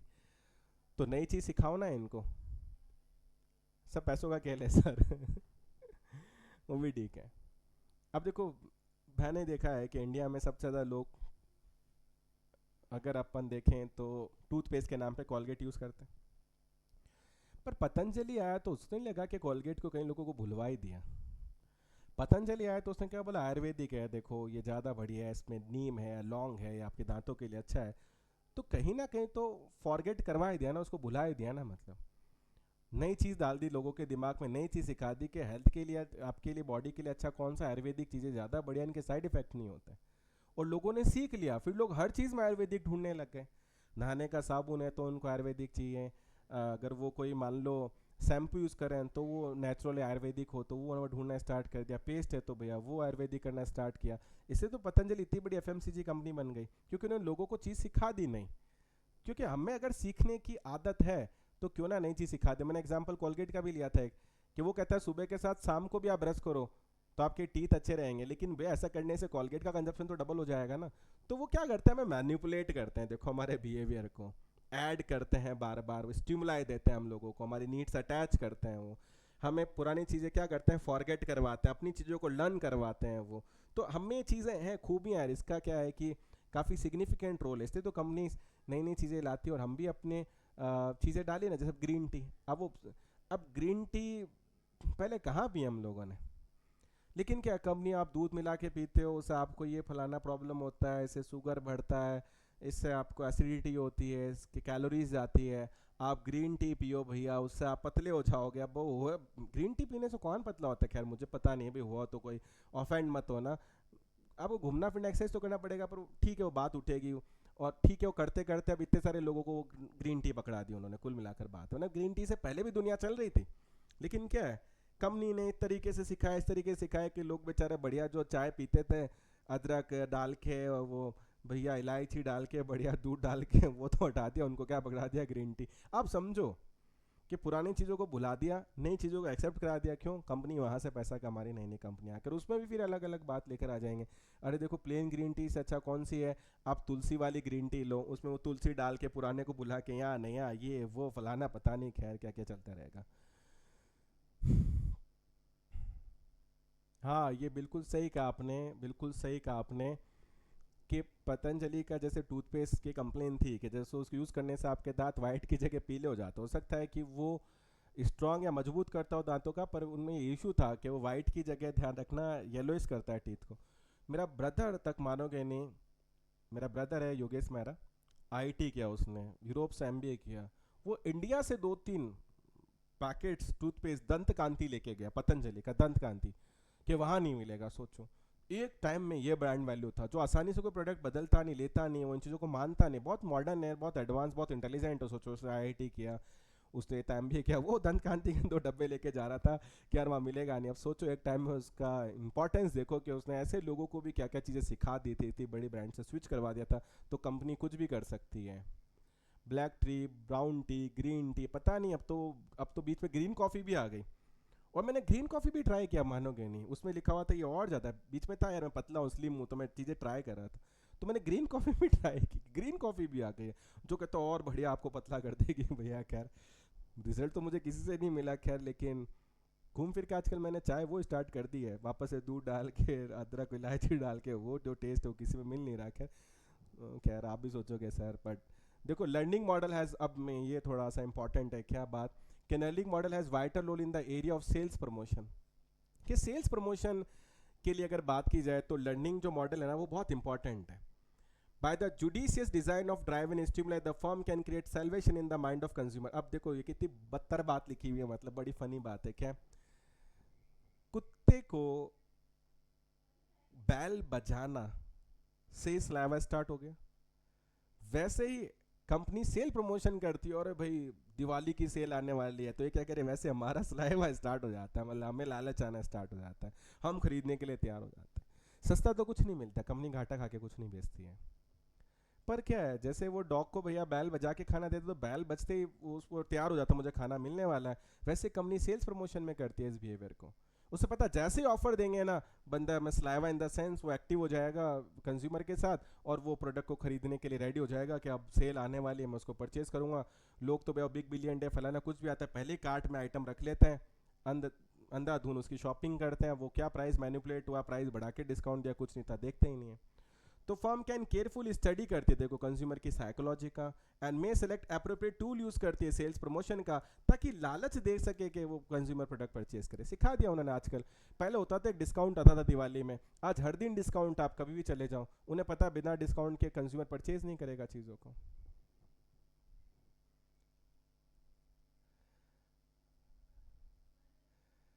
हाँ बिल्कुल एग्जैक्ट सही पकड़ा आपने, ये ऑफर मीन्स बैल है, ये ध्यान रखना, ऑफर का मतलब वही घंटी है।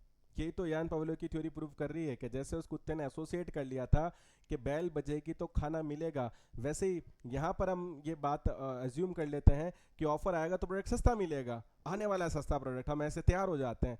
कंपनी इसका फ़ायदा उठाती है, देखो क्या वो सस्ता है या नहीं है, या वो थोड़ा सस्ता भी कर देगी तो थोड़ा बल्क में माल बिक जाएगा, बल्क में मिल जाएगा तो वैसे ही कवर हो जाएगा।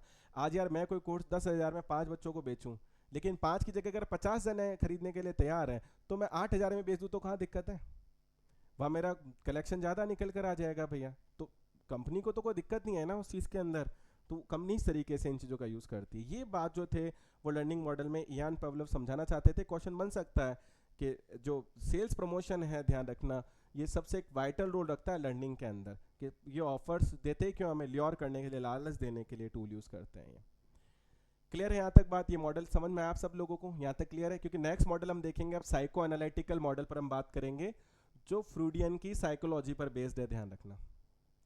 और फ्रूडियन का साइकोलॉजिकल मॉडल मैंने, याद होगा आपको, शायद प्रीवियस क्लास में बताया था, जहाँ पर कॉन्शियस माइंड और सब कॉन्शियस माइंड के बारे में बात की थी, कि हमारे दिमाग के 2 पार्ट होते हैं, जैसे होता है ना राइट हेमिस्फीयर, लेफ्ट हेमिस्फीयर। तो एक जगह कॉन्शियस माइंड होता है जो सोचता है, रैशनल होता है, एक तरफ सब कॉन्शियस माइंड होता है जिसके अंदर कुछ हिडन नीड, छुपी हुई आवश्यकता होती हैं, या सब कॉन्शियसली काम करता है। क्लियर है? चलो पढ़ते हैं। तो देखो, the model assume that study of consumer behaviour, no doubt आसान टास्क तो है नहीं, वो तो मैं पढ़ के भी लग रहा है। The model believe that consumer has complex set of deep rooted motive that impels him to behave in a particular manner. देखो क्या लिखा है कि जो कंज्यूमर उपभोक्ता है ना, डीप रूटेड मोटिव होते हैं उसके। देखो डीप रूटेड मोटिव का मतलब पता है क्या है, कि कुछ आवश्यकताएं बहुत गहरी होती हैं हमारी, कुछ आवश्यकताएं छुपी हुई होती हैं जो हम एक्सप्रेस तो नहीं करते। अब जैसे मैं ये नहीं बोलूँगा कि मुझे बहुत बड़ा घर चाहिए, पर कहीं ना कहीं वो चीज़ दिमाग के किसी कोने में तो है ही। आपको बढ़िया गाड़ी चाहिए, अब वो कहीं ना कहीं आपके दिमाग के किसी कोने में होगा। लड़का होगा तो शायद यही हो कि अरे मैं बहुत सुंदर लड़की से शादी हूँ। अब वो उसके सबकॉन्शियस माइंड में कहीं तो उसका हिडन मोटिव होगा ना, कि घर हो, गाड़ी हो, अच्छी वाइफ हो या अच्छी लाइफ हो, ये सब चीज़ें तो होती है ना कहीं हिडन माइंड के अंदर। तो बहुत डीप रूटेड मोटिव्स होते हैं, ध्यान रखना। वो डीप रूटेड मोटिव कुछ भी हो सकता है फीमेल का एक डीप रूटेड मोटिव ये भी हो कि बटन दबाएं यार सब्जी बन जाए, बटन दबाएं रोटी बन के आ जाए। ये आपका एक डीप रूटेड मोटिव हो सकता है। खैर एक पोछा आना चाहिए, उसमें बटन दबाया, वो खुद ही जा जा के भैया पोछा कर दे, बात ही खत्म यार, टेंशन खत्म। उसको सुबह बटन लगा देंगे, वो चलता जाएगा, पोछा करता जाएगा। हो सकता है आगे ऐसा आ जाए, हो तो मुझे पता नहीं। तो समझ लो ये सब हमारे डीप रूटेड मोटिव हैं, ठीक है ना। तो अब आगे ये थ्योरी क्या कहती है, देखो।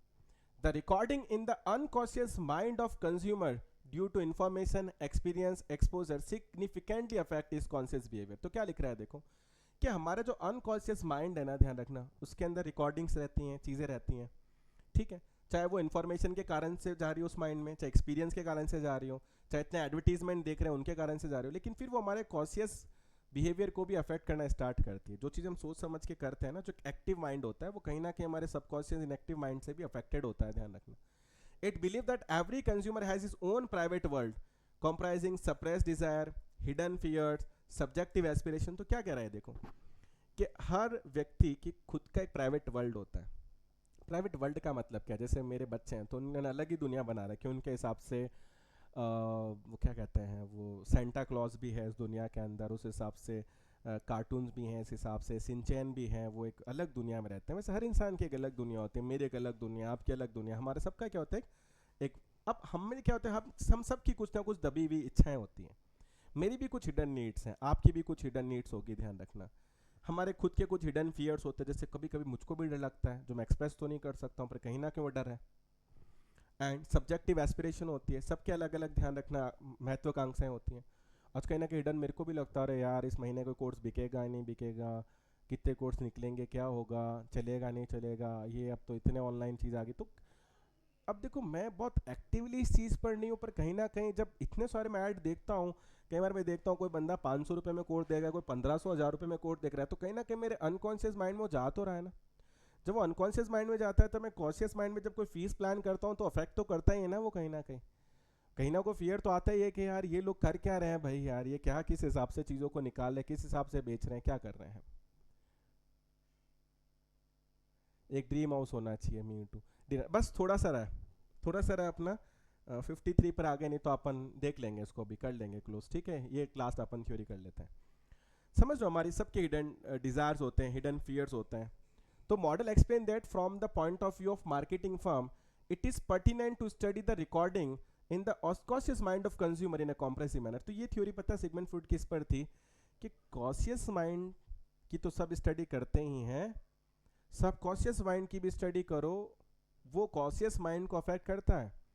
अगर आप थोड़े डीप रूटेड नीड में जाके झांकोगे ना अगर कंज्यूमर की, तो आपको वहां पर कुछ चीज़ें निकल कर आएंगी, कुछ चीज़ें मिलेंगी, जिस हिसाब से आप प्रोडक्ट बनाओगे तो बेहतर बिकेगा।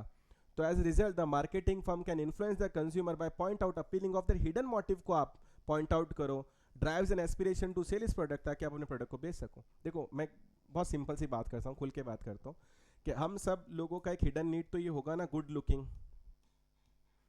और पता है, पता नहीं मुझको जितनी बात समझ में आती है, मैं मेरी मम्मी की बात करता हूँ, मैं पूरी दुनिया की बात ही क्यों करूँ यार, मैं अपनी माँ की बात करता हूँ ना, मम्मी यानी मेरी माँ। मैं मेरी माँ की अगर बात करूँ, उनके लिए पता है गुड लुकिंग का मतलब क्या है, फेयरनेस, गोरापन। ये है। जब भी वो मुझको लड़की दिखाते थे, कुछ होता था, देख वो लड़की बहुत सुंदर है, क्या क्राइटेरिया था, वो गोरी है। तो अब समझो इंडिया में क्या है कि अगर हम डीप रूटेड मोटिव देखें तो इंडिया में लोगों को गोरा ही दिखना है, गोरा दिखना, क्योंकि गोरा दिखने का मतलब बस ब्यूटी, फीचर्स नहीं है। सांवला होती वो पता नहीं ब्यूटीफुल रहता ही नहीं है, थोड़ा और सांवले से थोड़ा कलर और डार्क हो जाएगा तो वो उस श्रेणी से बाहर हो जाएगा सुंदरता की, कि लड़की तो काली है या लड़का काला है। तो सबसे पहले स्टार्ट ही यहाँ से होता है गोरा या काला, सब समझो। तो अब क्या हो गया कि इंडिया में सबका हिडन मोटिव, हिडन नीड, पता क्या बन के निकल कर आ गया, हिडन नीड क्या रहा, हमें गोरा दिखना है। अब गोरा दिखने के लिए क्या करना है यार, फेयर एंड लवली ने फायदा उठाया। फेयर एंड लवली ने क्या किया, fair and lovely cream launch की, इसे लगाते आप इंस्टेंट गोरा हो जाओगे। आप मानोगे नहीं, मैं इस चीज़ से बोलने से कतराऊंगा नहीं, मैं मेरी शादी तक इवनली मैं खुद ने fair and lovely he cream use किया है लगातार, टीन एज से लेकर मुझे पता नहीं मतलब कितने सालों तक मैंने फेयर एंड लवली की क्रीम यूज़ की है। रीज़न मेरा कलर मतलब विटिस गेहूं से डार्क के बीच में था, मतलब विटिस से तो ऊपर था ही नहीं। खैर, तो अब मेरे को ना सुंदर की कैटेगरी में नहीं रखा जाता था, और मेरे भैया का कलर फेयर था तो आता था बड़ा भाई सुंदर है, छोटा भाई सुंदर ही नहीं है। मेरे में इस कैटेगरी में था, बदसूरत की कैटेगरी में, कि मेरे भैया भैया सुंदर और गोरे हैं, मैं नहीं हूँ भैया, क्योंकि मैं उस कैटेगरी में नहीं। अब मेरे लिए तो समस्या है कि यार मेरे को तो कोई कहता ही नहीं कि यार मैं सुंदर हूँ भैया, कोई लड़की पसंद करेगी या नहीं करेगी मेरे को। इस हिडन नीड का फ़ायदा एचयूएल ने मुझसे भी उठाया, fair and lovely cream launch की, मैंने उसको कंटिन्यूस यूज़ किया कि यार एटलीस्ट उसको लगा कि मेरा कलर तो फेयर दिखता है, कोई तो बोलेगा मैं ठीक दिखता हूँ। जब सोचो मैं कॉम्प्लेक्शन में पढ़ सकता हूँ, तो पढ़ा लिखा इंसान, एक रैशनल बंदा, तो इस राजस्थान के अंदर, इस इंडिया में तो कितने लोग इस कॉम्प्लेक्शन के साथ रह रहे होंगे। तो क्या किया उन्होंने, हमारे हिडन मोटिव्स को, हिडन नीड को टारगेट किया, वहाँ पर प्रोडक्ट लॉन्च किया, हमने उसको यूज़ किया।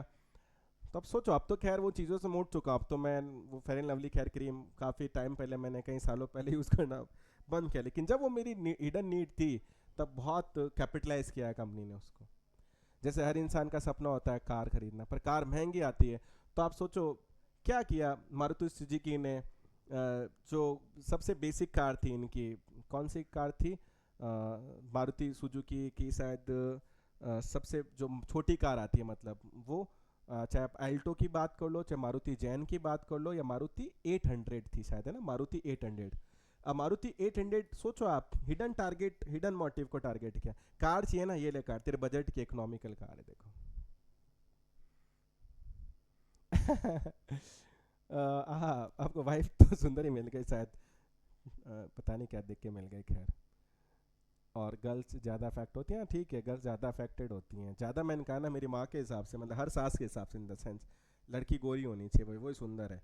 तो आप अंदाज़ा लगा सकते हो कि भाई फीमेल ज़्यादा अफेक्टेड होती है। लड़की में तो फिर भी देखा जाता है क्या कमाता है, क्या ऐसा घर बार, इन द सेंस क्या वो कितनी प्रॉपर्टी है, क्या पैसा, पढ़ा लिखा है, वो ज़्यादा चीज़ है। मैं तो ये मानता हूँ सबसे ज़्यादा मायने तो ये रखता है भैया कि आप कैपेबल हो। खैर, लेकिन ये हिडन नीड्स का एग्जांपल समझो आप, मारुति ने 800 कारें बेची भैया, फेयर एंड लवली ने आपको क्रीम बेचा गोरा होने के लिए, और आजकल आपने देखा वो आदिवासी तेल भैया, वो बालों को लंबा करने वाला, क्योंकि हर किसी का हिडन नीड बाल सुंदर और लंबे हो, भाई गंजे तो नहीं हो एटलीस्ट।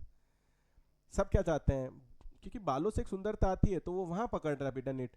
हर कोई बंदा वो आदिवासी तेल के पीछे पड़ रहा, उसकी कॉपीज आ गई भैया, क्या आ गया, वो आदिवासी तेल हो गया, वो नेशनल मुद्दा बन गया, कौन सा ओरिजिनल है कौन सा ओरिजिनल नहीं। था तो वो भी नहीं होगा बाहुबली को किसने मारा था, कटप्पा ने क्यों मारा, नहीं मारा, उससे ज़्यादा तो ये इशू बन गया ओरिजिनल आदिवासी ऑयल कौन बेच रहा है। क्यों, सबकी हिडन नीड है, लंबे काले बाल होने चाहिए, गहरे घने बाल होने चाहिए भैया, वो हिडन नीड को इतना कैपिटलाइज कर रहे हैं, सोचो आप, जिसकी हद नहीं है। खैर, तो पागल बना बना के कह रहा, मैं क्या समझाऊं आप लोग को। नहीं सर, बॉयज़ को कलर से जज नहीं कर सकते, बिल्कुल सही है, ज़्यादा गोरा लड़का तो लड़की ज़्यादा लगता है, सही है। मेरी हाइट कम है जिसे बहुत परेशान आई थी, बहुत हाँ बिल्कुल सही कह रहे हो, बहुत सारी चीज़ें, इसलिए तो देखो जैसे हाइट का है, हाइट पे भी तो खेला जाता है ना। कॉम्प्लेन बार बार क्या कहता है कि देखो हाइट कम रह जाएगी, आप कॉम्प्लेन पिलाओ, कॉम्प्लेन पिलाओ। मेरा भी था, मैं टीन एज में था ना, तो मेरे को भी था कि यार मेरी हाइट यार भैया से कम है, मेरे दोस्तों से कम है यार।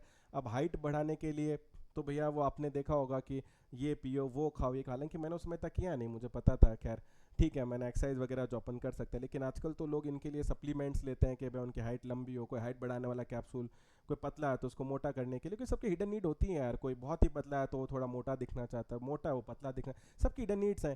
कंपनी क्या करती है, उन्हें हिडन नीड की स्टडी कर करके प्रोडक्ट बना बना के, तुझे पतला होना ये खा, तुझे मोटा होना ये खा, तुझे लंबा होना ये खा, वो चीज़ें बेचती हैं खैर इनके नाम पर। तो ये क्या है कि ये सब चीज़ें हैं जो हम लोग को सिगमंड फ्रॉइड की थ्योरी को लगता है बहुत सीरियस लिया कंपनीज ने, कि भैया कॉन्शियस माइंड की नीड को नहीं, अनकॉन्शियस माइंड में जाओ, लोगों के अंदर दिमाग में बहुत सारी चीज़ें छुपी हुई हैं, उनको टारगेट करो। तभी तो वॉशिंग मशीन भी इतनी बिकी है, क्योंकि हर फीमेल चाहती थी ऐसी कुछ जगह कपड़े धो दे भैया, इतने सारे लोगों के पूरे दिन कपड़े धोने में पूरा आधा दिन निकल जाता है, फिर तो खाना बनाना पता नहीं क्या क्या करना, खाने से ज़्यादा आपके खाना बनाने का टाइम हो रहा है, और कुछ मॉडल्स बाकी हैं। तो ठीक है, अपन क्लास को भी इतना ही रखते हैं, 2-3 मॉडल और करेंगे, वैसे भी अपन को बाइंग मोटिव करना ही है। तो ये मॉडल कंप्लीट करके बाइंग मोटिव इसके साथ कर लेंगे। इतना ही रखते हैं अपन लोग। आई होप आपको यहाँ तक बातें समझ में आई होगी। खैर, और बहुत सारी प्रैक्टिकल बातें भी हमने डिस्कस की, मैंने मेरी खुद की भी बातें बताई। देखो प्रैक्टिकली मैंने चीज़ें समझाने की कोशिश की है कि as a person, as a human, मैंने इन मॉडल्स को रिलेट किया अपने साथ भी कि मैं कहाँ कहाँ फंसा हूँ, कहाँ कहाँ मेरे डिसीजन कैसे रहे, मेरी फैमिली या मेरा, या आप लोगों ने भी अपनी बातें शेयर की कि देखो आंसर इस तरीके से वर्क करती है कंपनी, ऐसे प्रोडक्ट्स को बेचती है। तो इससे क्या है, थोड़ा मॉडल को समझने में हेल्प मिली हम लोगों को, है ना। ठीक है, चलो मिलते हैं। Thank you, good night.